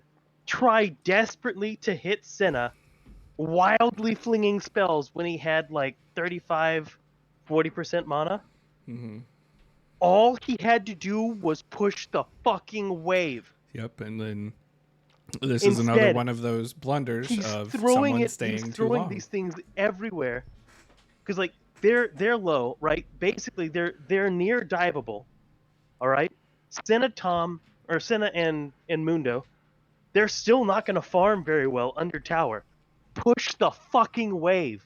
Kill the wave with your spells as your wave crashes into tower. They still can't step up to the wave. They can't do anything about it. Stop trying for more poke when it's not needed. Yeah. Make her waste her mana for healing. Yep. Like there's was it Curtis have an issue or Huh? Oh, he's He's exhausted. Yeah. Shulking Panda stepped away. He worked today, so okay. he will not be finishing the rest of the podcast. I told him just DM me his week 3 picks real quick, so we'll be able to have those for when we do those. But he's just tired. Super long hours. No worries. I feel his pain. Yeah. But yeah, I just feel that there's no reason, no real excuse to try to go for more poke when the damage has been done. Just get your wave pushed, make sure that you don't have a situation that you have to deal with, or you can just throw some damage on the tower then. Like, but why are you just randomly throwing like 3 or 4 damaging spells at champions that are away from the wave when you could be pushing and killing the wave, and ensuring that the next wave is also going to crash into their turret. Just huge blunders in utilizing the pressure. And then from there, we go and we see that Spica is nowhere near bot lane. They need to be ready to dive, like 4-man dive this when they're super low. Yeah. They can do that. Like, with what they have, they can definitely dive this lane early. Yeah. Yes. Which just makes me keep thinking about the commentary of a lot of the casters today, saying that we're not seeing as many turret dives because of the durability stuff, because people are afraid. They're afraid of the increased tower damages, and so we're not seeing as many of those dives as we should be seeing. But, like, with the picks they had, right? This is what I was talking with Finn about. With the picks that they had, because they took Gnar top, they've got Yasuo, they've got Volibear. I don't even know if the Gnar into the wall is allowed to get to the wall for the damage and stun before Yasuo ultis. I think that Yasuo cancels out the Gnar stun. I don't know. We'll have So to test that. I they're banking on Gnar to set up for Yasuo, which is a far-fetched idea to begin with. They've got no tools whatsoever for engaging onto a objective if they're not the ones there to set up for it. So if that's the case, then they have to leverage pressure. They have to super Goomba stomp a lane and then throw that weight around elsewhere on the map. And instead, we see lanes relatively even. Speak is sitting up top lane. Why top lane? Why would you be top lane? Because when you have the Fiora Gnar matchup, why? As Captain Flower said, if I'm seeing 0-0-0 Volibear at 10 to 15 minutes, the Volibear has done shit, and I don't like the pick. Exactly. And that's why I thought for didn't sure do shit, and the pick didn't look good. Yeah. I thought for sure that they were just going to go ahead and say, all right, Yasuo's going to lose a couple waves. We're going to fucking Goomba stomp bot lane. It's just going to happen. They're so chunked out. And if we dive, we have Karma Seraphine. Is there a safer way to dive than to 4-man dive two Karma, people that have no stun, no like weird invulnerability, no big healing, because it was all pre-6 with Karma and Seraphine. Which we got to see how stupid the lockdown can be, because we saw the Karma throw out, tether, throw out an empowered Q. Then you see the Seraphine come over, root them in the empowered Q, plus throw their Q. And they instantly go from like full health to like nothing. a quarter or less. And you're like the Volibear dive this instantly please. Sets you up for this because he gets the guaranteed point and click. Yeah, just please. Can you please dive that fucking tower? That's the safest tower dive of your life, dude. Yeah. I will have to say, too, I do not like the Yasuo with the Volibear. I also do not like Yasuos who don't have at least a couple, like more than a Gnar to help him with his I ulti. thought, honestly, that it was going to be like it may have been like a Gragas angle or something. Yeah, that we saw in the final game of the day, right? Because at least there you also have disengage too if you need it for the Karma Seraphine. Yeah. No, they had nothing. They had absolutely nothing. So I didn't like the Yasuo pick. I didn't like it just in spirit. But like, could you at least maybe pair it with a Jarvan or? or a Gragas jungle, or I don't just Xin Zhao? something, dude. Pair with a Xin Zhao. Xin Zhao, sure, like His whatever knockback, it his is, knock-up, whatever it is that is not going to be Volibear Gnar. Yeah, For God's sake, we got man. to see the Volibear out juked too with the Fiora. Oh, I'm gonna ult Dude, this way, alright, Fiora. so- I'm gonna dash this way. So about that, just wait. You can turn off the tower speaker.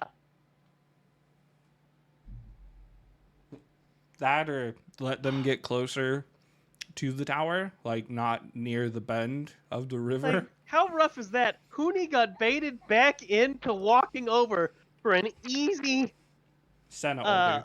easy Senna ulti for the kill, and then Speak is like, I know that you're gonna dash, huh! And then Laker's like, oh, well, I'll just go this way then. Yeah. And, oh gone. shit, maybe I should have waited.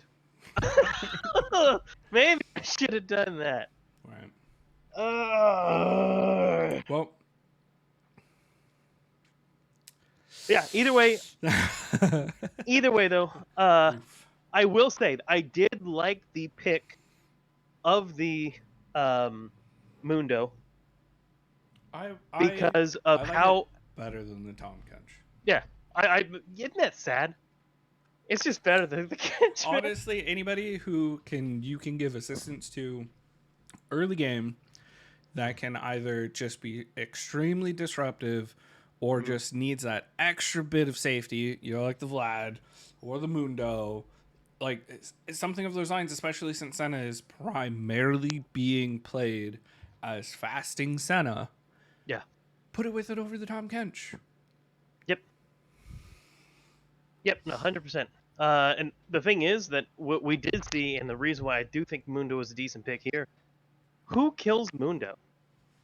What 3-man roving band of misfits in this group kills Mundo? Pre-6 turret diving that knocks him out of being able to do that late game. That's it. That's it. And they didn't do that. They didn't do that. We saw Then the Mundo outcome. got to go where he pleases. But this is exactly what I was talking about earlier. Is like, yeah, people are scared of turret diving, but like you picked the ultimate I will dive this turret bot lane combination. Which I thought the way Senna was setting him up to be able to see us was super cool too. She did it low. Oh yeah. He'd do his roar, knock out like half the minions, and there's not the roar, the briefcase knockback, and it was like, okay, there's like 3-4 minions. Yeah, but like once it's under tower, that all gets fucked. Yeah. Oh man. So. God.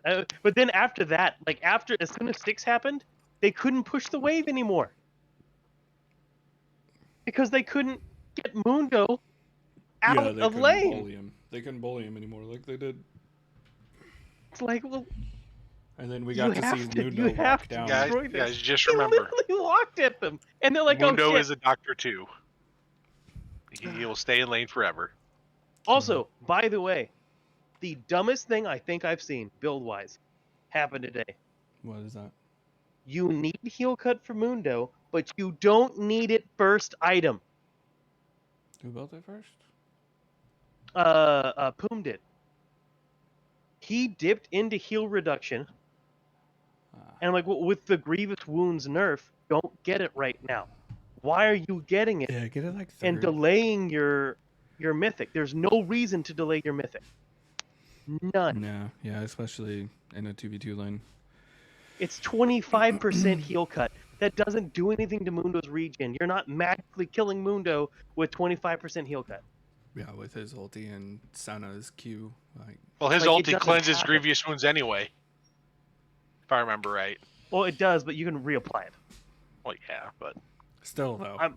he I gets mean, the it's instant just- first heal. Still. Yeah, And at the but same it's just time, there's just no. The Mundo was really smart into the Seraphine Karma because if they could Yes. not proc his passive, there was you weren't stopping him in the first place late game anyway. Yeah. Nobody to set up the Yasuo. You'd have to use your Volibear stun on him to knock the passive off, but why would you do that if you should go for somewhere else? But Right. I mean, you would just use the Seraphine to proc it then, because if she uses her double on that, it's fine, because Yeah. you do have other things to set her up with. But like, the problem is that you need her to be at the place first to do that. Because if she has to dip in range of Mundo to poke, she's probably just gonna die. We saw him waste ulti on the Mundo. The ultiing at him who still had passive. Like, well, you're gonna die. Why waste your super? But when Gat said that they were never like they always had control of the lane as the Senamundo, I was like, bullshit. Don't say that. That's not even remotely true. Yeah. So game 2, I mean, TL won. It was a bad week for TL, man. It took a dragon throw by Fly. It was a bad week for TL, man. Honestly, the point they're going to look at is exactly what the caster said, was when you have 2 people walking down 4 to 5 of them on Baron. Santorin had no idea what the health was, no vision whatsoever, and you pull away? You had it at like 3k. Finish the flipping Baron. Yeah. Win the game. They looked and said, BDS lost. We should leave now. Well, it's still healthy. Win the game. Fucking BDS. You at least had Licorice take a kill in a dive on the Gangplank Trundle with the Aatrox. Licorice? I think it means Whippo. No. Aatrox was getting dove. Philip. Philip, yeah. Philip was getting dove by the Trundle Gangplank, and he got a return kill on Gangplank before he got killed by the Trundle. Yeah. On a turret dive. Like, Fly had control of this game. Yes, they did. I thought FlyQuest should have won the game. Now, I will tell you, I didn't watch it live because I was busy with other stuff. But then when I came back and did watch it, I wish that I hadn't watched it at all.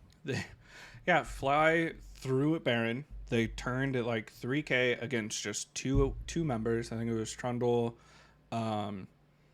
I can't even remember who the other one was. Yeah. No vision inside the pit. Yeah, no vision, and they is... were coming around the banana brush from blue side. Yeah. So they saw them coming. Plenty of time to burst They see everything. Yeah.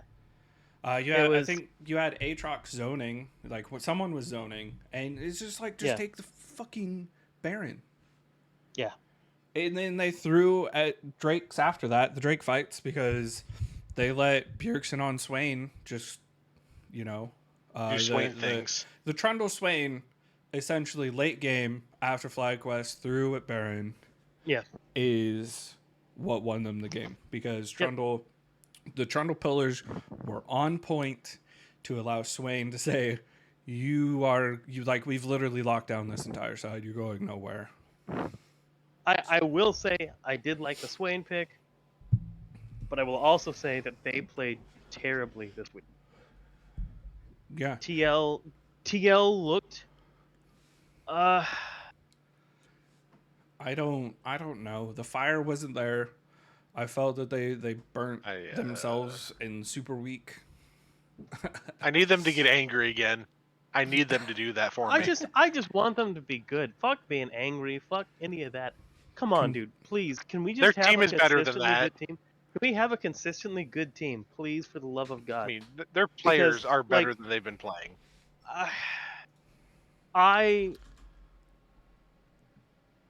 They're definitely worse than EG if this is what they're going to show us.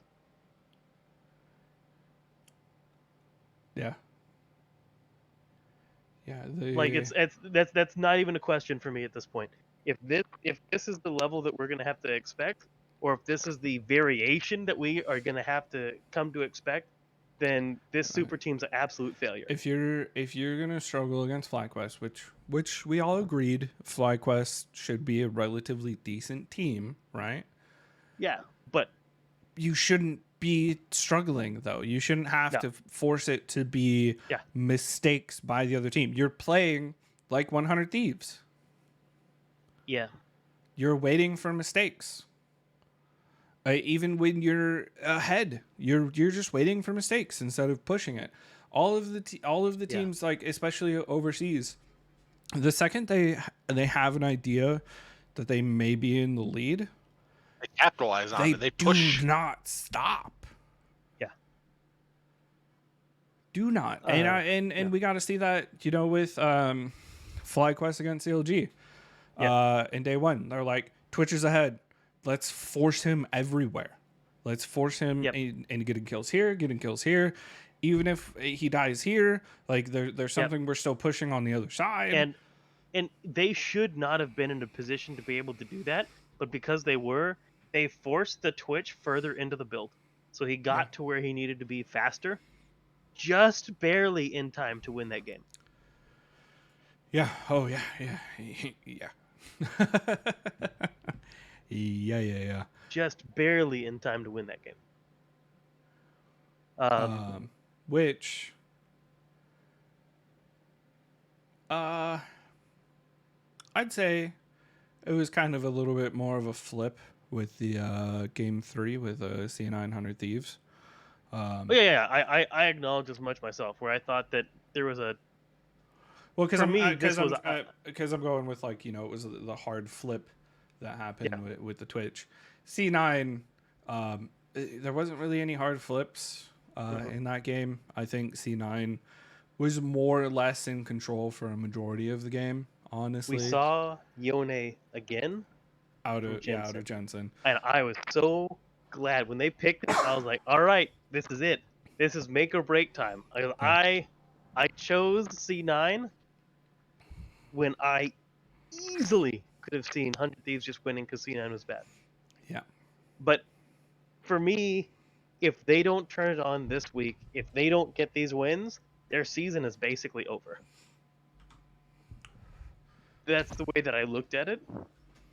Because if you can't beat 100 Thieves playing the way that they're playing, I don't think that there's a world in which you're top 3 by the end of the year. I just don't.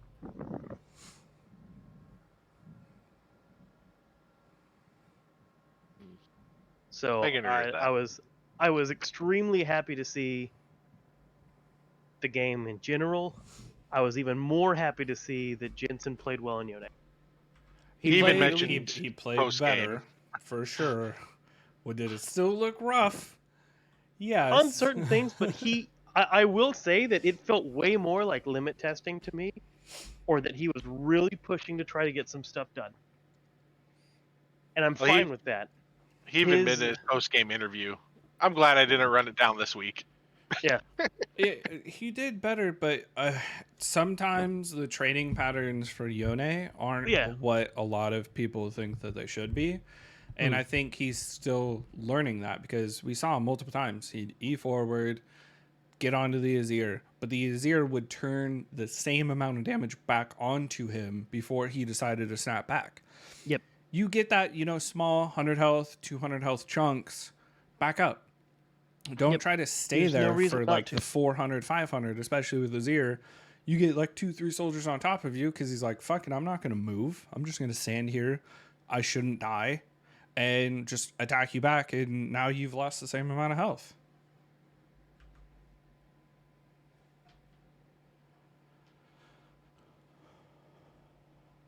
Yeah, no, especially, and here's the thing, right? You don't have mana. You're cooldown dependent. Your health is your resource. So, like, unlike champions like Azir, right? You need to tie what you're expending just as HP.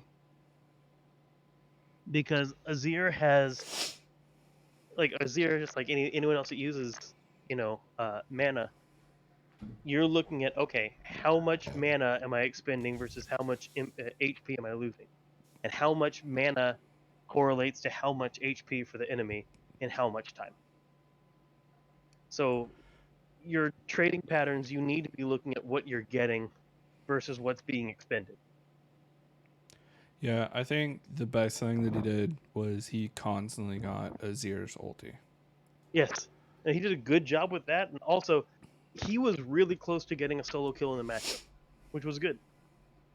I think he lost his advantage pushing too hard for the kill, but that's fine. Like, learning the limit that you can actually go for, I think is fine.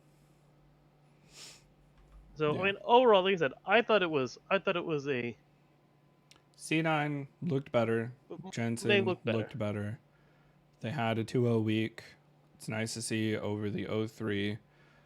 It's even harder to say their 0-3 was due to King and Destiny Yeah, I don't think that's over Berserker Sven. And that's why I said it's just hard to tell if that was the issue. Just because 0-3 versus 2-0, we'll have to see what they do in week 3.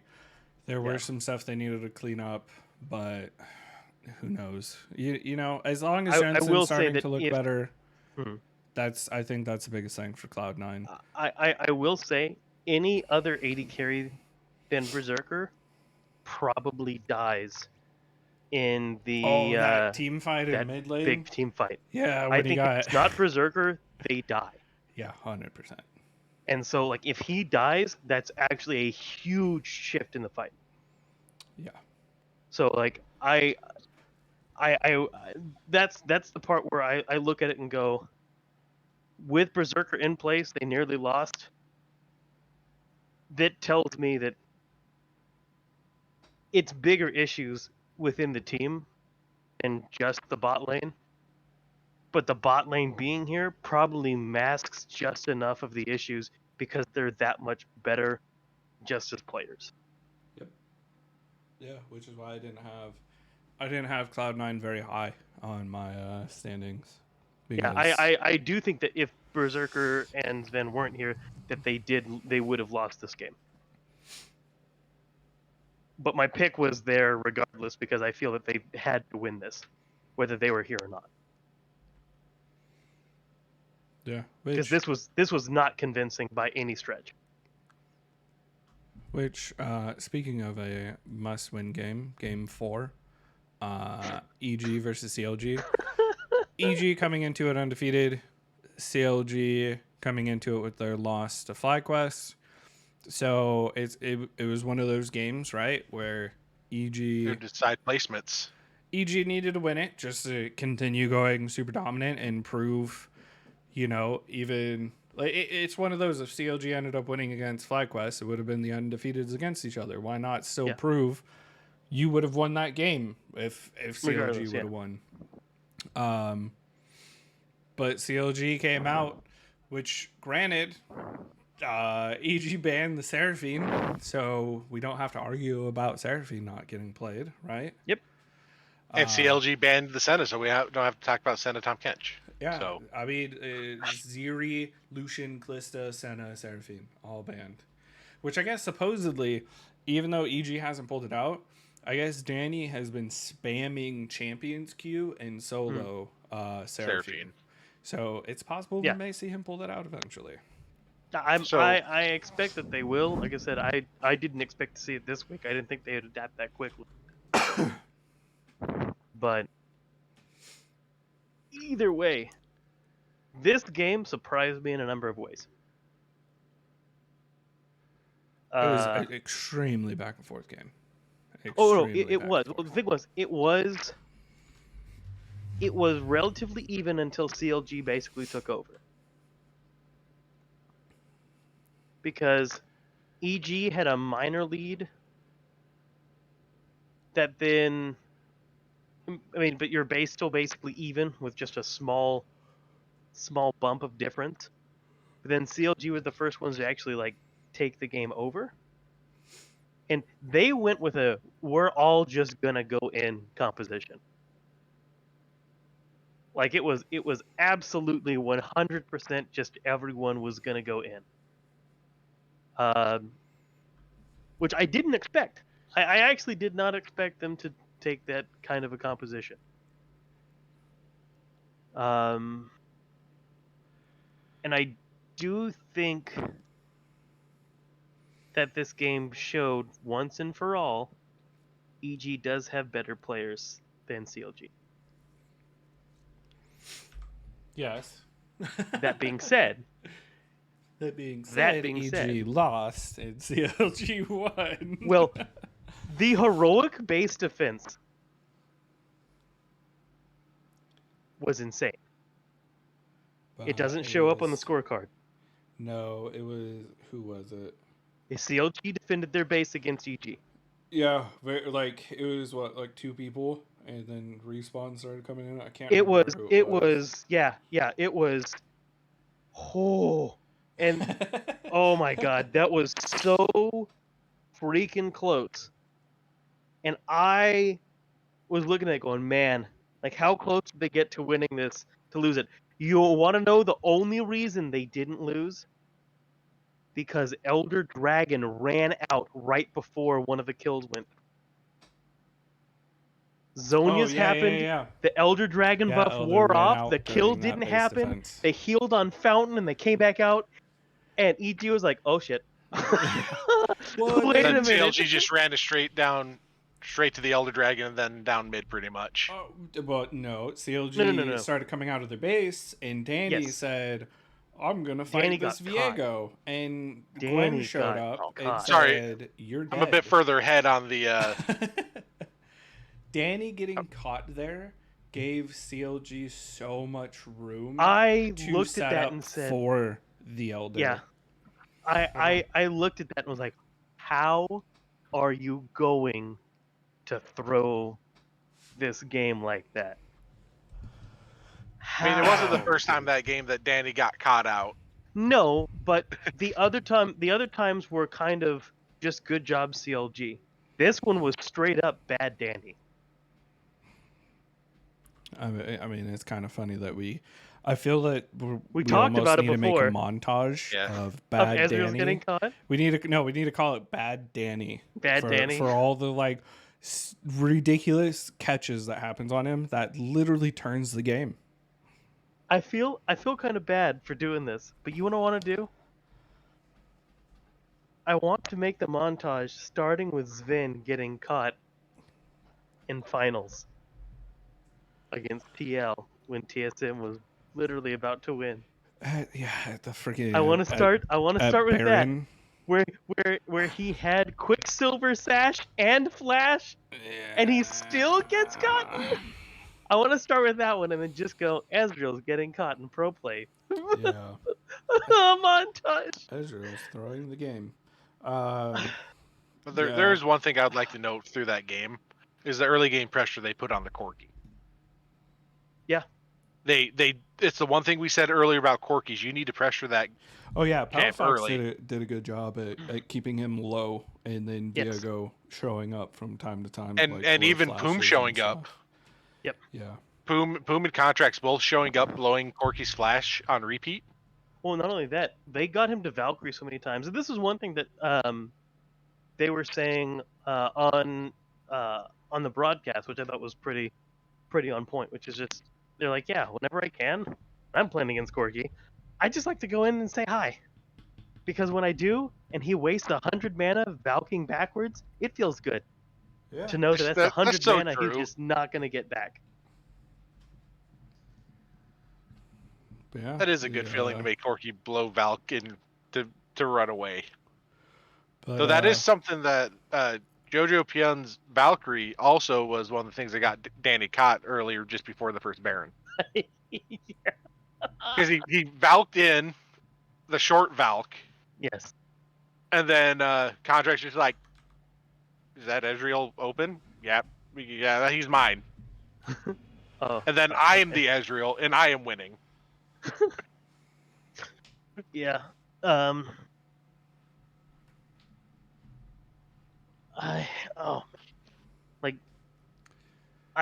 I can't get out. How is Ezreal the one that's getting caught though? And getting caught by Viego and Gwen.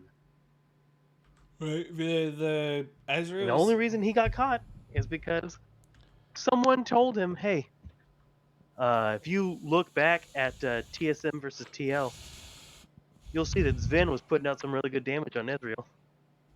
fact, he Yeah, even I poked the think- jungler down right before Baron. Oh, did he? Yeah, nice. I think this split we can confidently say that Ezreal has been the most caught out AD carry out of everybody, no matter who's Seems playing it. so weird to It's like the say. best escape tool for an ADC.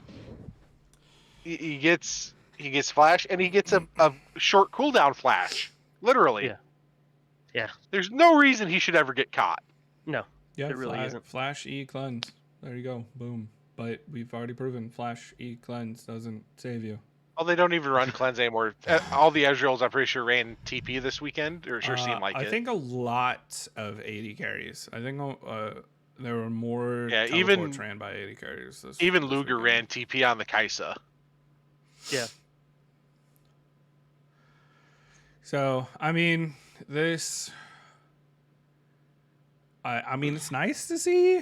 You know, the copium for CLG fans, right? You want it to continue. You want like. They need to keep upgrading that cup the further this goes. But so the question is, how here's- much do you yeah. want it to continue? I mean, if CLG has honestly figured it out, they've flipped the switch, they're getting all these haven't. wins. It's only week 2, but is CLG the team that we want to see? You know, representing NA at Worlds? No, we don't. No, we don't. And I'll tell you why we don't. What happened today will be worse. Where realistically CLG just lost because their players were worse.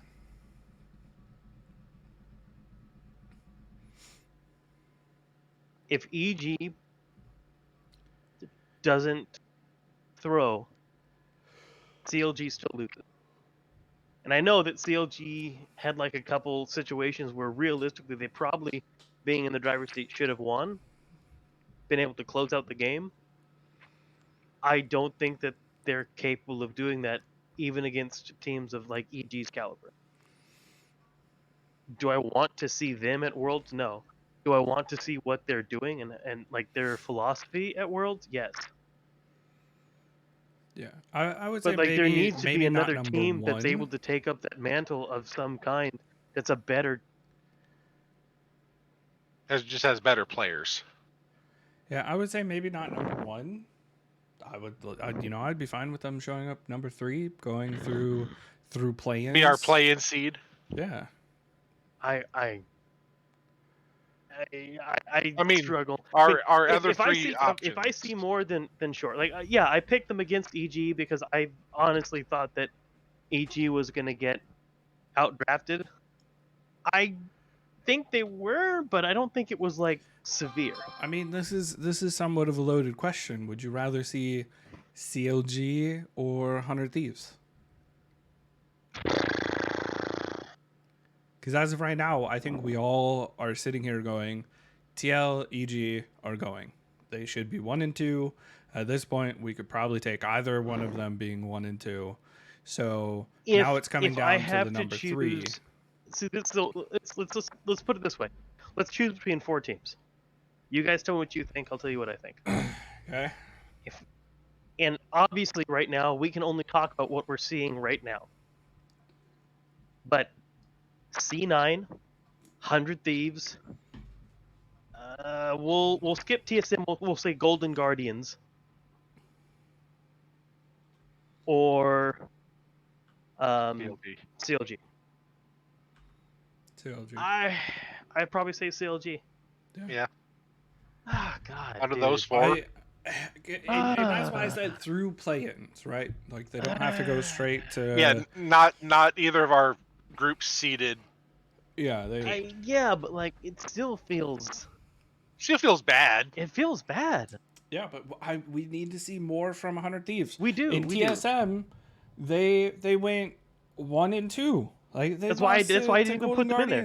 Like I said, I didn't even put them in there. But they beat TL. Like they said, EG Yeah. But like lost to there's CLG, a heavy asterisk behind that. right. But think about it though. EG lost to CLG. Yeah. CLG lost to FlyQuest, and TL lost to TSM. Like, what is going on? Like, is LCS closer than what we think it is because of the standings? Like just if a joke. we kind of ignore the standings, is it a I lot don't know, closer dude. than what it actually is? I That's don't what the know. LCS is getting to. Like, because we've It's- already said there's multiple games that all of these teams have won that the other team shot themselves in the flipping foot. My I foot just don't hurts know. for them. I just don't Right? know, dude. I'm Like, I about to just chop don't off know. my foot at this point. Because, like, I don't know. Like, it feels like when I watch LPL, you're like, okay, this team will be strong at X point in time. This team will be strong at X point in time, right? Unless, like, someone really bungles draft. And then it's like, okay, can they force this scenario that's their scenario to happen? Or does the other team get their scenario? What happens? And when the one team executes, like if the early game composition executes, then it's going to take some sort of heroic to force the game late enough for the other team to go through, right? It's going to take some like dream team fight scenario to happen to flip the game over for the other team to have a chance. In NA, it feels like anything could happen at any point in time. yeah, and that's And the it's crazy the part. only, yeah, It just makes it even harder to predict games. It makes it even harder to figure out where we're actually at. I'm not saying, we're world's winning level no. at all, but at the same If we time, do, it's that a makes it fluke. hard. It makes it hard to even think about because we're like, where are we actually? I get because I don't know. The only reason I have even taken CLG thus far, and the reason I took them over EG was because I figured draft would be. I have seen You so thought it many would be an teams. interesting draft because of the Oh, Seraphine or the Karmas or the well, or I mean, Sonas. I just thought that they were intelligently drafted. I do think that their draft stumbled somewhat this week. But even then, right? Even though I wasn't I do think that there were picks that they could have done better against the Yumi and Twitch for like support specifically. They were still able to be in a winning position within that game, even after the early game got botched. So it's not as if they're reliant entirely on draft. But I'm just saying that you can tell, and this game specifically where they were scrapping with EG was one where you could definitely tell. If EG's draft lent more to the skirmishes that were happening, I think that they win this game pretty easily.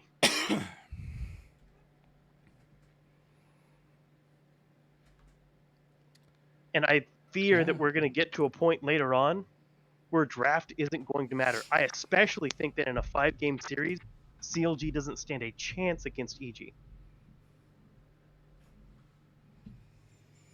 Because I don't think that they're able to pull out 3 wins in a series.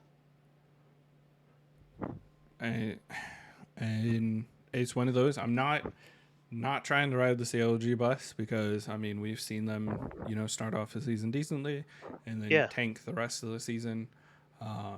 It's hard to say right now. See, CLG's looking good. CLG's doing the drafts well. Could the players play some of the picks better? For sure, 100%. Yeah. But that just comes down to potential gameplay style that we're just unaware of what they're trying to do. Yeah, So no, for sure. Who And knows with CLG? Like, yeah, I feel that they're going to be more of a random pick for who's going to win over, like, they're a wild card right them now. and That's for sure. TSM. Like, We're not going to. You can only expect that TSM is going to do what you least expect them to do. So it means if you have any expectations of them, they'll always subvert that. If you have no expectations of them, they'll always overshoot that somehow. Doesn't mean like a lot on either side, but it's always just enough to lose or win a fucking game. yeah. The only constant they have on the team right now Well, I guess technically they do have two. Because I'm struggling to think of when I thought Maple just looked bad. Like he didn't have any effect on the Yasuo, but I don't think that was his fault. Yeah, I think that the he didn't have Yasuo any was a assistance. terrible pick with the pieces that were in place. He had no way of succeeding in this game. Spica is just a really consistent player. I think he's good. Huni is done okay. Better than I thought he would. But like my bar was set really low for him. Dude, my bar for So TSM was set low, and it's still staying low. yeah. Speaking of low bars, right? Final game of the day. Oh God. Immortals, Dignitas. We all were like, well, Immortals at least won a game. I mean, And they at least didn't suck on every draft they had. Dignitas didn't win a game, but And their drafts were terrible. Dignitas played like TL and said, well, if TL can get a perfect game against him, let's try to get a perfect game against him. And it was close. If it wasn't for Drake, they would have had a perfect game against Immortals. The Immortals almost got perfect game twice this season. And it's only week 2. Yeah. Their averages aren't so good right now.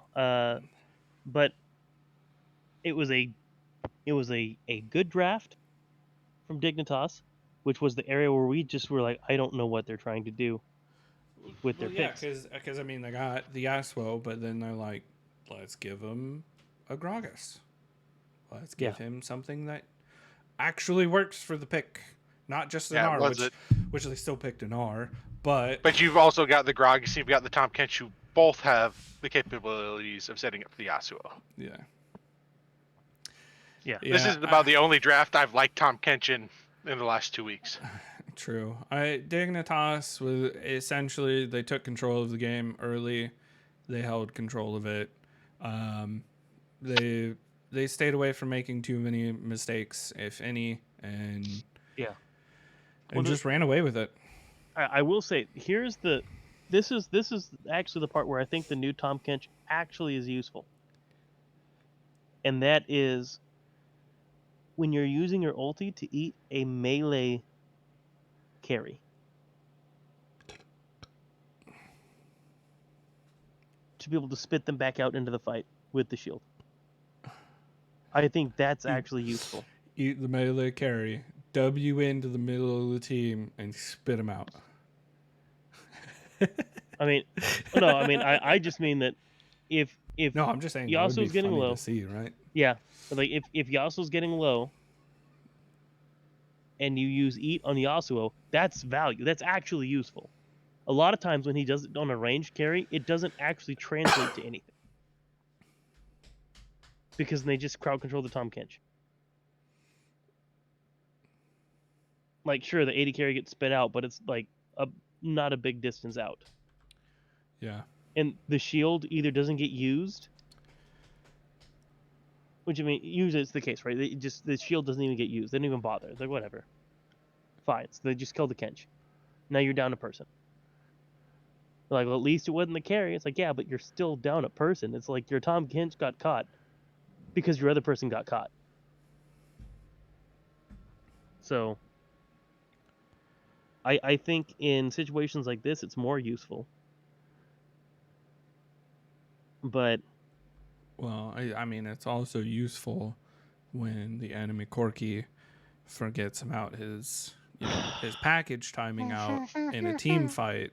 Oh my god. That they start, so they should know the timing. He may screw that up. They should walk. He may screwed up that Valk, but he stole that Scuttle Crab. They knew where Gragas was the entire time. Gragas even gave up the Drake. They said, here, you take the Drake. We're not going to take the fight. If you want to fight us afterwards, we'll demolish you and win the game.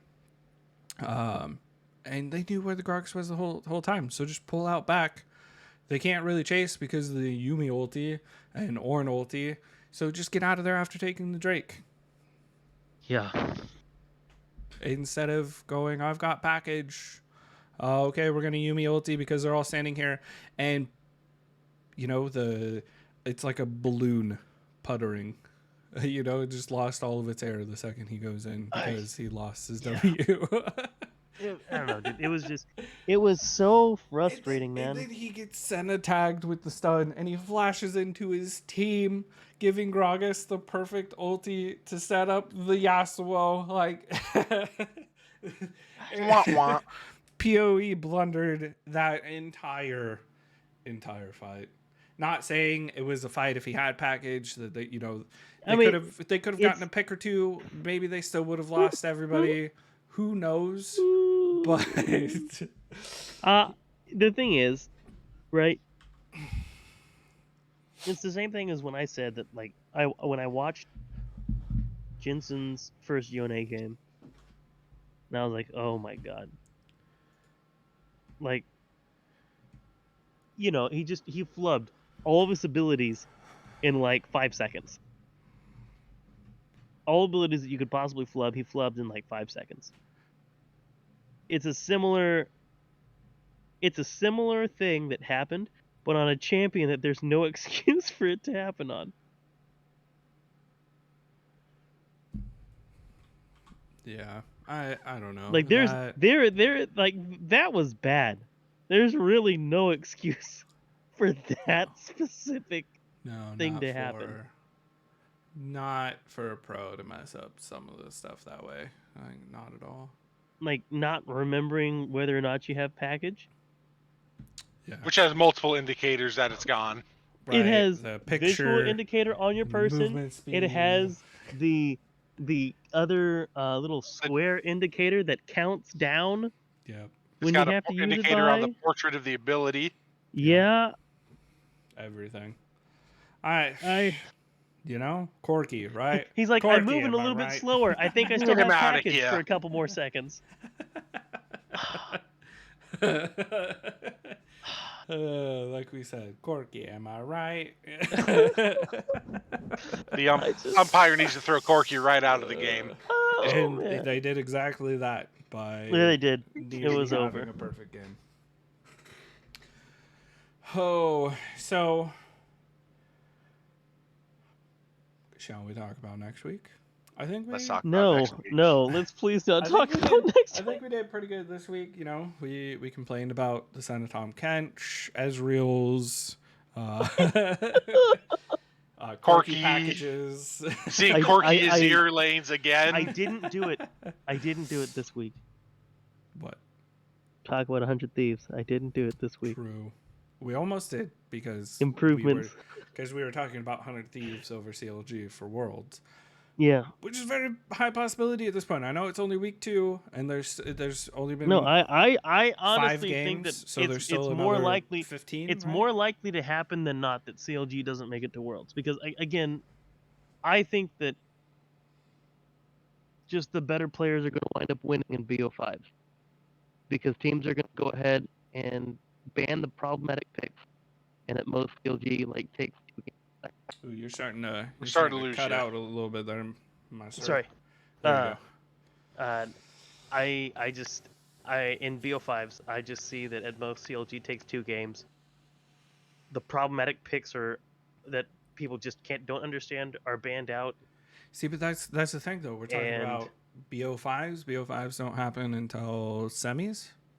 It's all BO3s. Wait, is it BO3s now? Early stages? Right? It was BO3s early stages, right? No, all BO5s. I didn't think I they think it were was all all BO5s. BO5s. I'll take, if I can pull it up, I'll find it. Because if it's BO3s, then I would take CLG over a lot of teams. Because I felt like it wasn't until playoffs or until semis. No, it was all of them were BO5s. I'm extremely sure. Because TLEG was 3-2. Oh, it is Matches are BO5s. format best of 5s. I don't. But that's the thing, though. We're talking about just CLG versus EG, though. Like, Well, no, I'm talking about them You think against in 100 Thieves as general? well. I think in general, because their players are weaker, they're more exploitable. yeah, but at the same time, we've also shown CLG has also shown, even though the players are weaker, it comes down to the drafts. Well, but Right. a lot of people are worried about their picks right now in bot lane. I think that the real issue that CLG is going to have is when the bans start getting focused topside because people are used to playing against Yeah, a but wider variety of champions. true. But the issue is, it's been proven day in and day out that nobody's banning top unless top gets delayed till 4-5, and then you're only getting like what 2, maybe 3 bans at most because they still have the mid laners. CLG specifically, I think it worked. That's what I'm saying. Yeah, but at the same time too, do you leave all of those high tier 80 carries though? Like, Sure, why not? The thing is unless the meta hard changes, I don't see the bans and stuff hard changing. Against CLG, I think they should. True, but the issue is all these high tier 80 carries, and at the same time, CLG's also proven they don't give a shit about the high tier 80 carries in some of the games. So I think, like EG said, Vulcan, because they interviewed him, they're like, because of the strange picks that CLG can have in bot lane, it makes their meetings for the matchups longer because they have to actually think about picks and bans. And yeah, so it's like we saw it a little bit. They're like, okay, we'll take out the Seraphine, but then I don't know. I think blue side or red side. What you do then is just say, all right, fine. What we're gonna do is we're gonna flush out the top side of the map. Pick what you want to pick, and we will pick against it. You can ban what you want to ban, but we don't think that your bot lane is really that strong. I think that's the wise thing to do. Is you can then force their hand.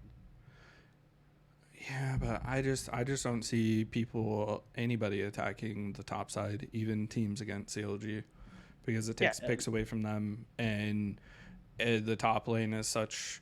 In my opinion, it's a wider pool than we think it is because we're only seeing certain champions. Oh no, it is a wider pool. But if you take away carry picks, then you force carries into the bot lane, which narrows down what's possible for them to pick. I think it depends on the top laner. I think Dokla, even if he gets some carries banned against him, he's still going to pull out a carry. And then I think he will, but you can at least do what they're doing. You can at least have an idea of what it might be. I just think that if you're going to attack, have an idea of what it's going to be though? Oh, right now, kind of, yeah. Yeah, but right now, because none of the tops are getting specialist. banned. That's what I'm saying, though. If you start banning the tops, then you get into a territory of what the hell do we pick? What the hell is he going to pick type of situation. But I mean, you can it's just all pick speculation a tank and try to neutral. I mean, yeah, obviously it's until speculation.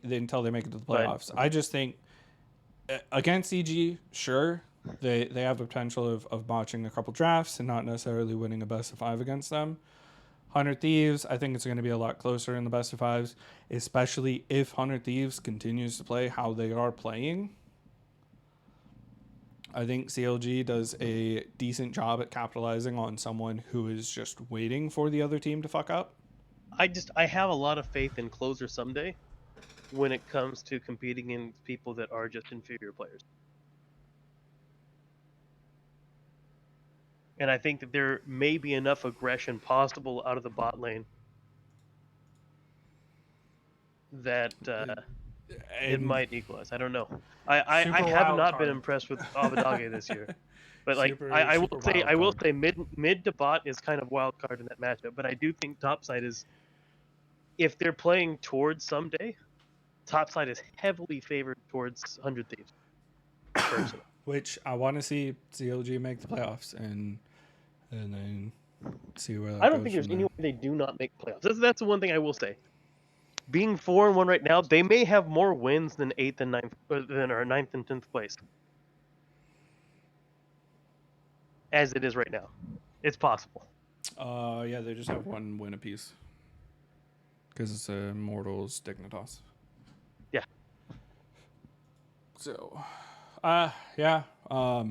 Which, I mean, we might, since we're talking about all the teams and matchups, we might as well get into week 3 picks, right? Yeah, let's just do it. Day 1, TSM, EG. And I do EG. have all of Curtis's picks, so... If fucking TSM wins this one, I'm gonna be mad. I'm gonna be super mad if they win this one. Do you know how annoyed I will... Like, Here's the thing. I was like, will TL sleep on TSM? Nah, I think they're too pissed to sleep on TSM. That was my rationale when I was thinking things through. I was like, nah, there's no way, right? TL's gonna have to win this. Ben? I mean, TL shouldn't have lost to TSM, but... I gotta believe in the EG over TSM on this one. There's gotta be, right? You gotta. You want... There's no You also fucking want way. to see... You want to see EG bounce back from a loss like that. I would like to see a good game, though. Like an actual good game. I'd like to see TSM be better and then just get stomped beat the by the entire better time? team. Yeah. No, I don't want to see them get stomped. Please no. I just want to see a good game. But I don't see TSM beating EG. Watch us all be wrong because TSM doesn't know what the fuck they're doing. Fuck And my EG life, doesn't dude. know how to deal with TSM not knowing what the fuck they're doing. Game 2, FlyQuest Dignitas. I'm going Fly. I think even though Dignitas got the first win, it was against a very frail, beat up Immortals that they also almost. Can they change their name to Team Valkyrie? Why? They're not promoting a blue screen lotion product? I just think it'd be a nice shift. Ben? All right, Daisy, what's your pick on that one? No, Ben. Fly On versus the- Dig. It's fine. gotta be FlyQuest. Because I'm going with Dig if they can draft.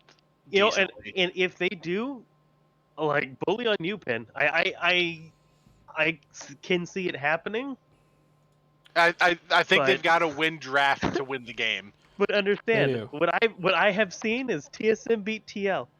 So Here's the other thought. If I lose, y'all get 1 point. If I win, I get 4. Yeah. Yes, So you're I'm playing also the odds on this He's one. playing the point play. and Okay. again, this is a definitely this is a definitely losable game for FlyQuest. Game 3, Curtis, 100 Thieves versus TL, and Curtis took TL. I got to go with the car. Taking the CRV. Taking the CRV. I don't like life. Oh, this- TL. you know, TL. Just wait till the next time TL and Immortals play. We get to make jokes about insurance again. Is it gonna be this way? That either like, I don't know. It's just this. It's gonna be TL, but it's gonna be a shit show of a game. I think. I think. Yeah, why? I think 100 Thieves could take this game, but not because they're good. But because TL tosses it. Yeah. Like I didn't.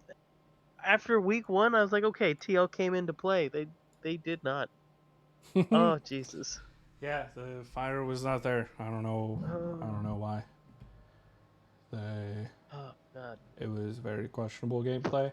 And if they have that questionable gameplay, 100 Thieves pounces on people who have No, yeah, poor it is decisions. exactly that is their MO. 100%. So Game 4, Golden Guardians versus Immortals. it should be GG. Should It be should be beautiful GG. GG action right there. Right, and I think I mean, come on. I think this one was pretty straightforward, honestly, out of a lot of them so far. Like, Yeah. Immortals seems very, very rough. Who is their win against? C9. I think so. Yeah. Oh, a very, very unquestionable. What the fuck are you doing, Cloud9? Yeah. And then Immortals is just they've looked decent, but they haven't done enough to secure a win. Wait. We're just gonna ignore Corky. IMT beat FlyQuest. Oh, is it FlyQuest? Yeah, FlyQuest. Last game of day 2 of Super Week. They haven't played C9 yet. Oh, well, there you go. That'll be a fun game. That's uh Which flag Is quest has that been next? dominant, I guess, if we look at it that way, but I don't. It's hard to recover No. from getting your ass beat again. Yeah. Final game. Cloud9 versus CLG. This is a real hard one. I can tell you No. Curtis's pick. CLG. Curtis took CLG. Because it's hard for me not to take CLG against them. Fuck my life, man. Because ugh. All right, Ellis Island, you're coming out. Well, maybe. Let me think. I'm taking Cloud9. I'm not saying all of Cloud9's problems got fixed with Berserker and Ven showing up. But it's looking better. Even though CLG was able to claw their way back into the EG game and ended up winning, right? I think Cloud9 has the potential that they're not necessarily going to fuck it up like EG did, right? We're splitting this one 50-50. Give me C9. Here's what I'm looking at here. This is the part where when I was talking about earlier, comes into play. You're losing again, Daisy. Any better now? Yeah. Yeah. Okay. I just have to stand right here in the room. You sit against your doorway or something? Kind of, yeah. I'm on the opposite side of the house from the dogs right now, so. But your Wi-Fi extender. So the issue that I have here is that I look, and across the way, I have Berserker. I'm just gonna say Vin and Poom is a wash, right? And now, Jensen and Palafox is a wash. Yeah. I look at Blabber versus Contracts. I take Blabber. Yeah, Blabber has an edge over Contracts, but Contracts has looked super solid. I think that they understand. I think they understand the game better right now. Yeah. But how much does game understanding correlate to when they see and are able to just seize on an opportunity that's there? I don't know. Fudge is better than Big D? Dokla. The Big D? I think that Fudge is better than Dokla. Now, it's possible that I'm just wrong on this, that my read is old. But I just struggle to see where, unless the draft is good enough, where they gain their advantage. And I will say, once again, C9 is unbearably standard. Yeah. And now there's no Summit is, strangle holding stuff. Yeah. That's not there. So if that's not the case, then why are the drafts so stale from C9? Is it because they just finally got to work together again? What's the deal? I don't know. I'm going to take CLG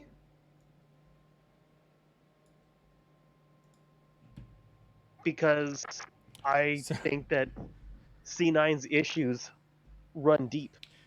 So I don't think they're magically fixed. So I will point out, essentially, this game comes down to the draft. Because, as you said, even though you're taking CLG, you have a majority of Cloud9 as better than CLG, but you're taking CLG. So it comes down to the draft for this game. Draft and how I think the team is playing out the game. So we'll see. This is going to be, one of our bangers. Because that's what we talked about, with EG, right? Was what's the correct way to play the game?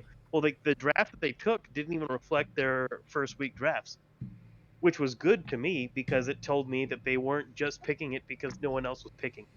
Yeah. So I have a lot of respect for I'm finding more and more respect for CLG as we're going on. That's great, but just because I have respect for them doesn't really mean that Like I think they're just magically perfect.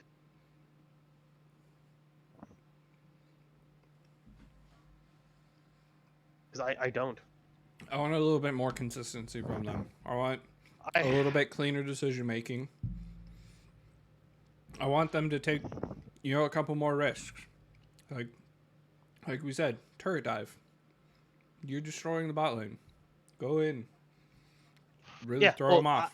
If anything, that's what I want to see from that's what I want to see from a team that's actually like playing the game. Because I got to look at LPL, and you know what? They're still tower diving. They don't care. They don't LPL give doesn't up. care in the first place. Fuck. But the thing is, they're pulling off the dives. It's Yeah. not like the dives are not clean. They're still clean dives. Unfortunately, NA dives are not clean, and that was. But like that you was have also to try. proven today. You have to try. I'm with you. I want to see him more, but as the casting that said on the Frustrating. LCS, So they're frustrating. afraid, and it's proving day in and day out at how afraid they are. It's just so frustrating because it's just there's. So, you want to talk about frustrating? Let's talk about day 2. Oh boy. Especially with the banger of a first game. TSM versus Dignitas. You know, fuck it. I'm just gonna take TSM. I'm gonna be wrong. Dignitas is gonna win. They're gonna go. They're gonna win both games Curtis took Dig by next the way. week. They pick Dig. Curtis took Dig day 2. So Yeah, I'm gonna pick TSM. TSM's gonna lose. Fine. We'll get more content later on bitching about TSM. Ben,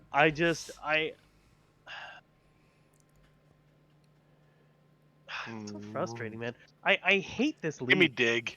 Give me dig. What are you thinking? Like, What?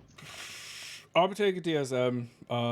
I think they are still kind of a step above, like, the lower end bracket. Because they lost against Golden Guardians, right? But we all have Golden Guardians as kind of a higher. Yeah, they're at bottom least 5, they're at least right? like top 6, top 7. Right. We have Golden Guardians up there. Yes, TSM pulled the weird win against TL. They lost against 100 Thieves. They lost against CLG, and they beat Immortals. So at least they're proving that, to an extent, that some of the teams that they should be beating, they're beating, right? And I think this is one of those teams they should beat. Yeah. So that's why I'm going with TSM. But Dignitas could pull out, some crazy draft stuff. Like an actually good draft like they did today. I mean, it's good that it's 50-50 between all of us. It means it's another game that No, we it's not need good. to watch. It's not good at all. It comes down to, like we said earlier, how close is NA actually, which makes it even worse for Worlds, right? Oh my god. So game 2, I think, is a little bit easier to decide. EG versus Golden Guardians. That should be EG. If that's not EG and that is GG, then What the fuck is our league even? something is Then something is EG's got to wrong. figure something out. They got to figure out what this meta is, and they got to figure it out fast. And they got to figure out how many times Danny can get caught on Ezreal. Right? Ezreal is not the meta for them if if he's struggling this hard on him. Pen, what is yours?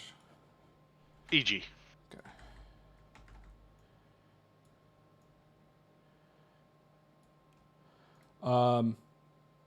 Fuck. I think we're in another potential 50-50 pick here for game 3. Yeah.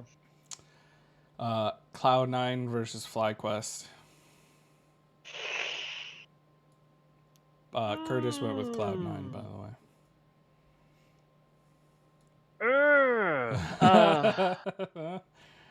Shoot.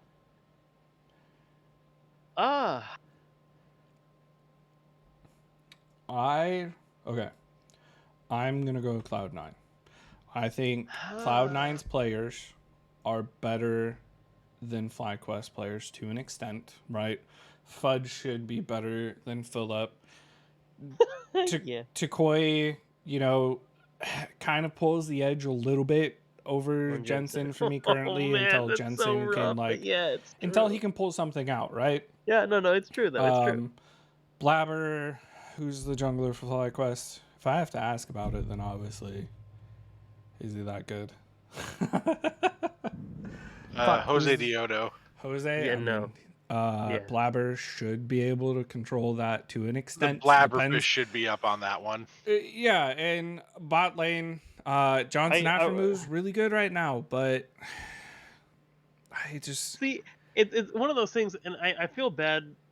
I feel kind of bad for Sven because we've only seen 2 games. 2 games, so we can't really say what. But like the question is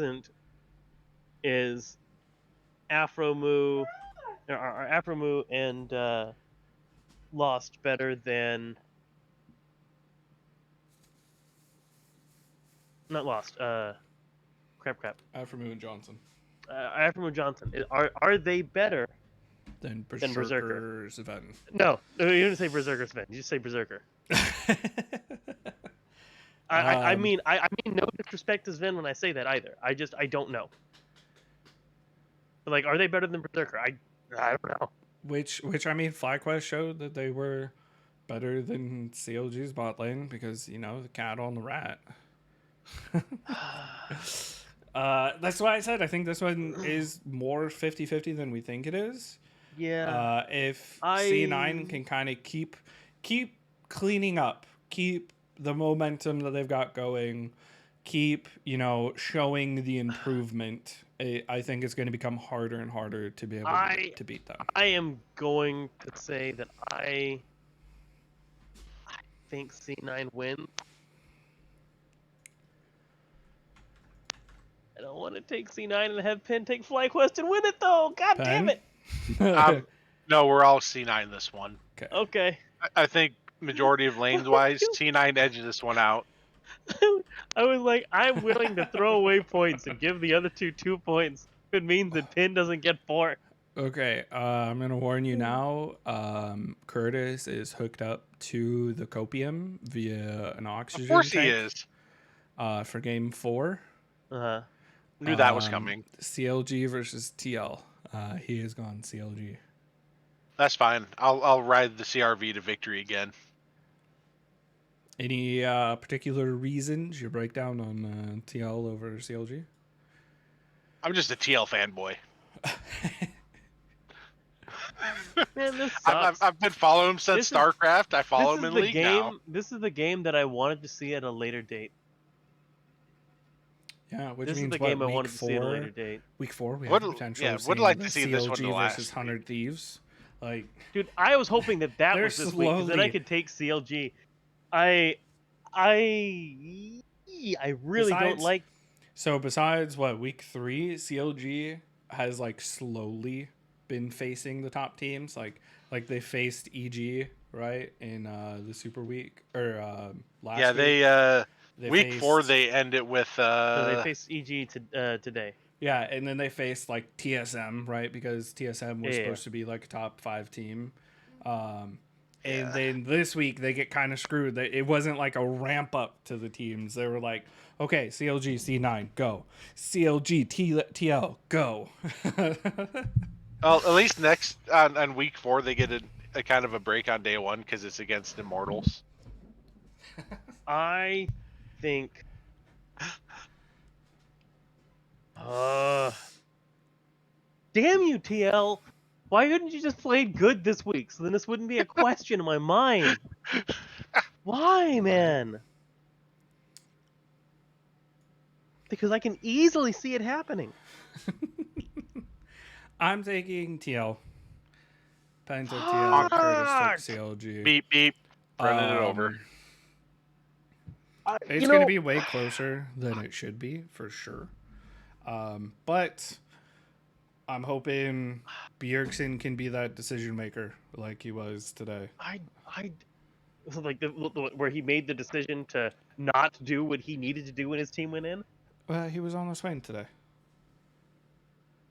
Oh, sorry, that was yesterday. That was the day before. Yeah. He learned. He was like, fuck his ear. I'm gonna go Swain. That way, I have to be in the middle of everybody to do damage. I think that. God, fuck, man, fucking hate this. I'm gonna take CLG. CLG, okay. The 50-50 Fuck split? this. Yeah, another Fuck 50-50. this, man. Fuck this goddamn fucking split. Fuck this league. God, fuck, man. Come on. You know, this wasn't ever a problem until Doe suggested we start this podcast. That's not true. Okay, it wasn't. It That's was not true. slightly less of a problem Yes. because we weren't keeping track of it, right? But dude, I looked at games. I would just look at games and go, this shit, but it's not going to be, is it? And then you watch it, and like all of these emotions that I'm experiencing right now, I watch while I'm watching the games, so it's just like negative. The whole viewing experience is just negative. I think it's because of the current patch that we're on, the 12.10 and on, because we're going to see 12.11 and 12.12 soon, which 12.12 is live. Drafts are actually deciding the games more and more than just people getting a strong pick and bullying the enemy team because of the strong pick. Because we saw that with CLG. They're like, we're going to take these strong picks. You got to figure out how to beat us. Through our draft. And they make it work. And I think it's just make or break in the draft right now for all the teams. And we're constantly seeing that with like TSM beating TL. C9 finally having a 2-0 week, CLG beating EG. That's my thought on the current meta. It feels that way, but I think this is the other thing. Can someone please, for the love of God, I don't care. Did someone finally pick the NASA support, by the way? No, not in NA. The NASA's got picked top lane in the LPL. Yeah, I saw it got picked top lane because it was super super oppressively good against the crap. Who was the top laner there? Range top laner he picked it into. I don't know. No, it was against Gwen. It was against Gwen because I think. Oh, yeah, wait, Gwen was can't it go against Gwen? It would make sense because against Gwen Gwen? couldn't go anywhere. Well, she revitalized in the attack speed for her reset, Yeah. and it was over, like it wasn't even close. The thing is that like he brings the wither, regardless of whether or not he brings the damage, and then he has the shred on his E. Yeah, I think Why that's why you play him, and he's super good into things like Twitch. He's super good into things like Zeri. He's super good into things like Callista. Like a lot of the premier picks that are there right now. Oh, it was into a Kale, by the way. Oh, was it? Oh no, it was yeah. But he's just good. He's unironically really good against what's being played right now. If you have people that rely more on abilities to deal damage, then it's not as good. But people that need the movement speed, people that need that require the attack speed, he's really good against. Yep. Which, for a fifth and final game, I think this is a fairly easy pick. A lot easier than most of the picks that we've had so far. 100 Thieves versus Immortals. Clearly Immortals. It's not even close. Okay, Immortals it is. 100 Thieves, 100. Yeah, Thieves. Easy call. Oh, I'm sorry. I forgot. I used the wrong name. Team Valkyrie. Sorry. Just going with that.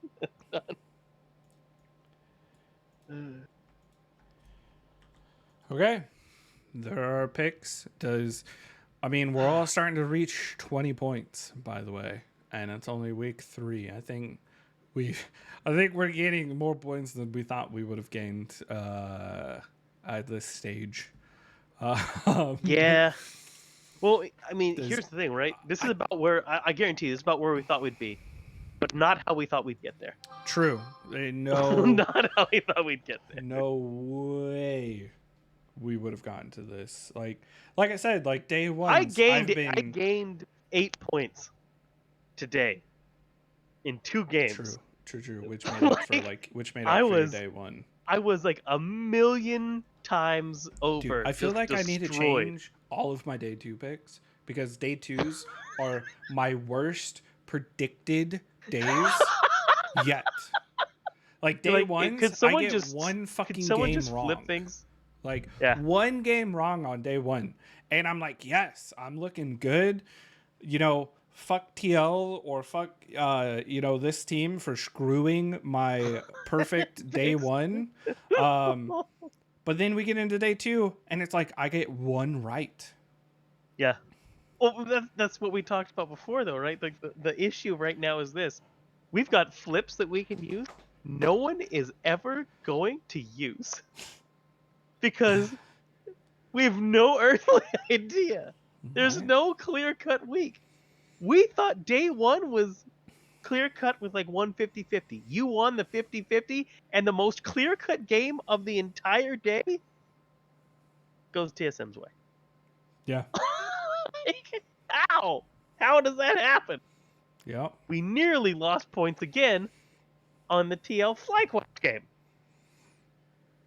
Yeah. Which, speaking of that, which I didn't ask Curtis, which I'm assuming he would still say no. Do either of you? You're both 20 plus in points. Oh, No. Want No, to? not in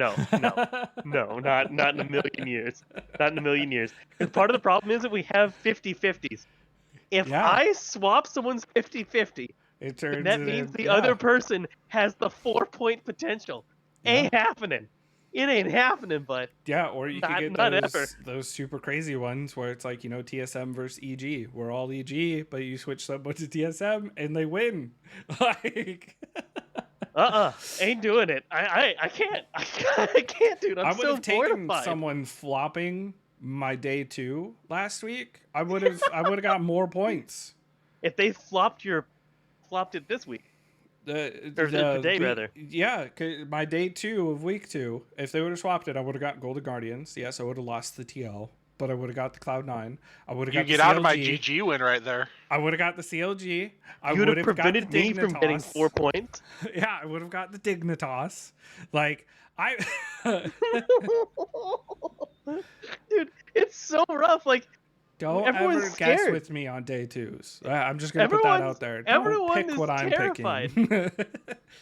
Well, I'm everyone a day picked 2 curse. Well, no one was going to pick what I was for this week after my week 1. So, True. Well, I mean, to be fair, day 2, like,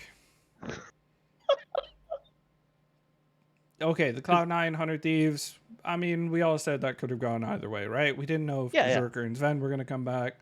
Supposedly, it gives them some sort of playing buff, and they win games. well, no, like even we said even without that, I just Yeah. bit in, was like, please do And something, please don't CLG bitch hit versus team. EG, it shouldn't have happened. But I just don't. It shouldn't have happened, and you know that. I do. I still think that the only reason that it could have happened though is because it was CLG. That and Dignitas. Come on, man. Okay, yeah, that one's bullshit. You're 0-4, and you nearly perfect game Immortals. Yeah. Functionally speaking, they did perfect game, and even the thing that they didn't, the one objective they gave up, They purposely gave up. They wouldn't gave even up try for for it. a good reason. Yeah, and I was like, thank God. Like, could you imagine? They're like, no, we have to perfect game this, and they give up something big. Yeah, they get aced. and No, they they're lose like, the all game. right, well, this would be stupid to like really get hung up over. Yeah. We'll take the win. Yeah. I just weak, dude. At this point, like I said, I think we're having the biggest struggle on who the hell is going to win because we have no idea what drafts are going to look like. There is no true standard anymore on what anything is. Yeah. And we've seen teams be passive. We've seen teams be aggressive. And we've seen both sides, like the passive team wins or loses, the aggressive team wins and loses. Like, Yeah. there's no one solid strat. And it's great. It makes for a more diverse league. Yeah, but is that good? I don't know, man. I don't know. I mean, at this point, we could see, what is it? Cloud9, CLG, TSM going to Worlds? I mean, if you want to see even more variation, start fucking with people's, anti-anxiety meds and other things too. Like that'll also bring a bunch of variation into the league. I don't think it's good. Yeah, with all the craziness, there's a possibility we don't see EG or TL at Worlds. We're just talking crazy at this point. Don't talk, don't talk. Stop. No, it's gonna be 100 Thieves in third place. No. Yeah, we could see 100 Thieves, TSM, CLG. Go to. No. On that note, thank you for everybody who showed up, everybody who's listening and stuck it out this long. Give us some of your picks if you think we were absolutely wrong on our 50-50s, or if we were absolutely wrong on EG being able to beat TSM.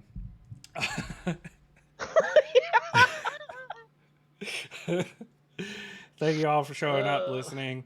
Like, comment, subscribe wherever you are. Let us know your picks and any predictions and stuff you guys have. Thank you guys for listening, and have a great night.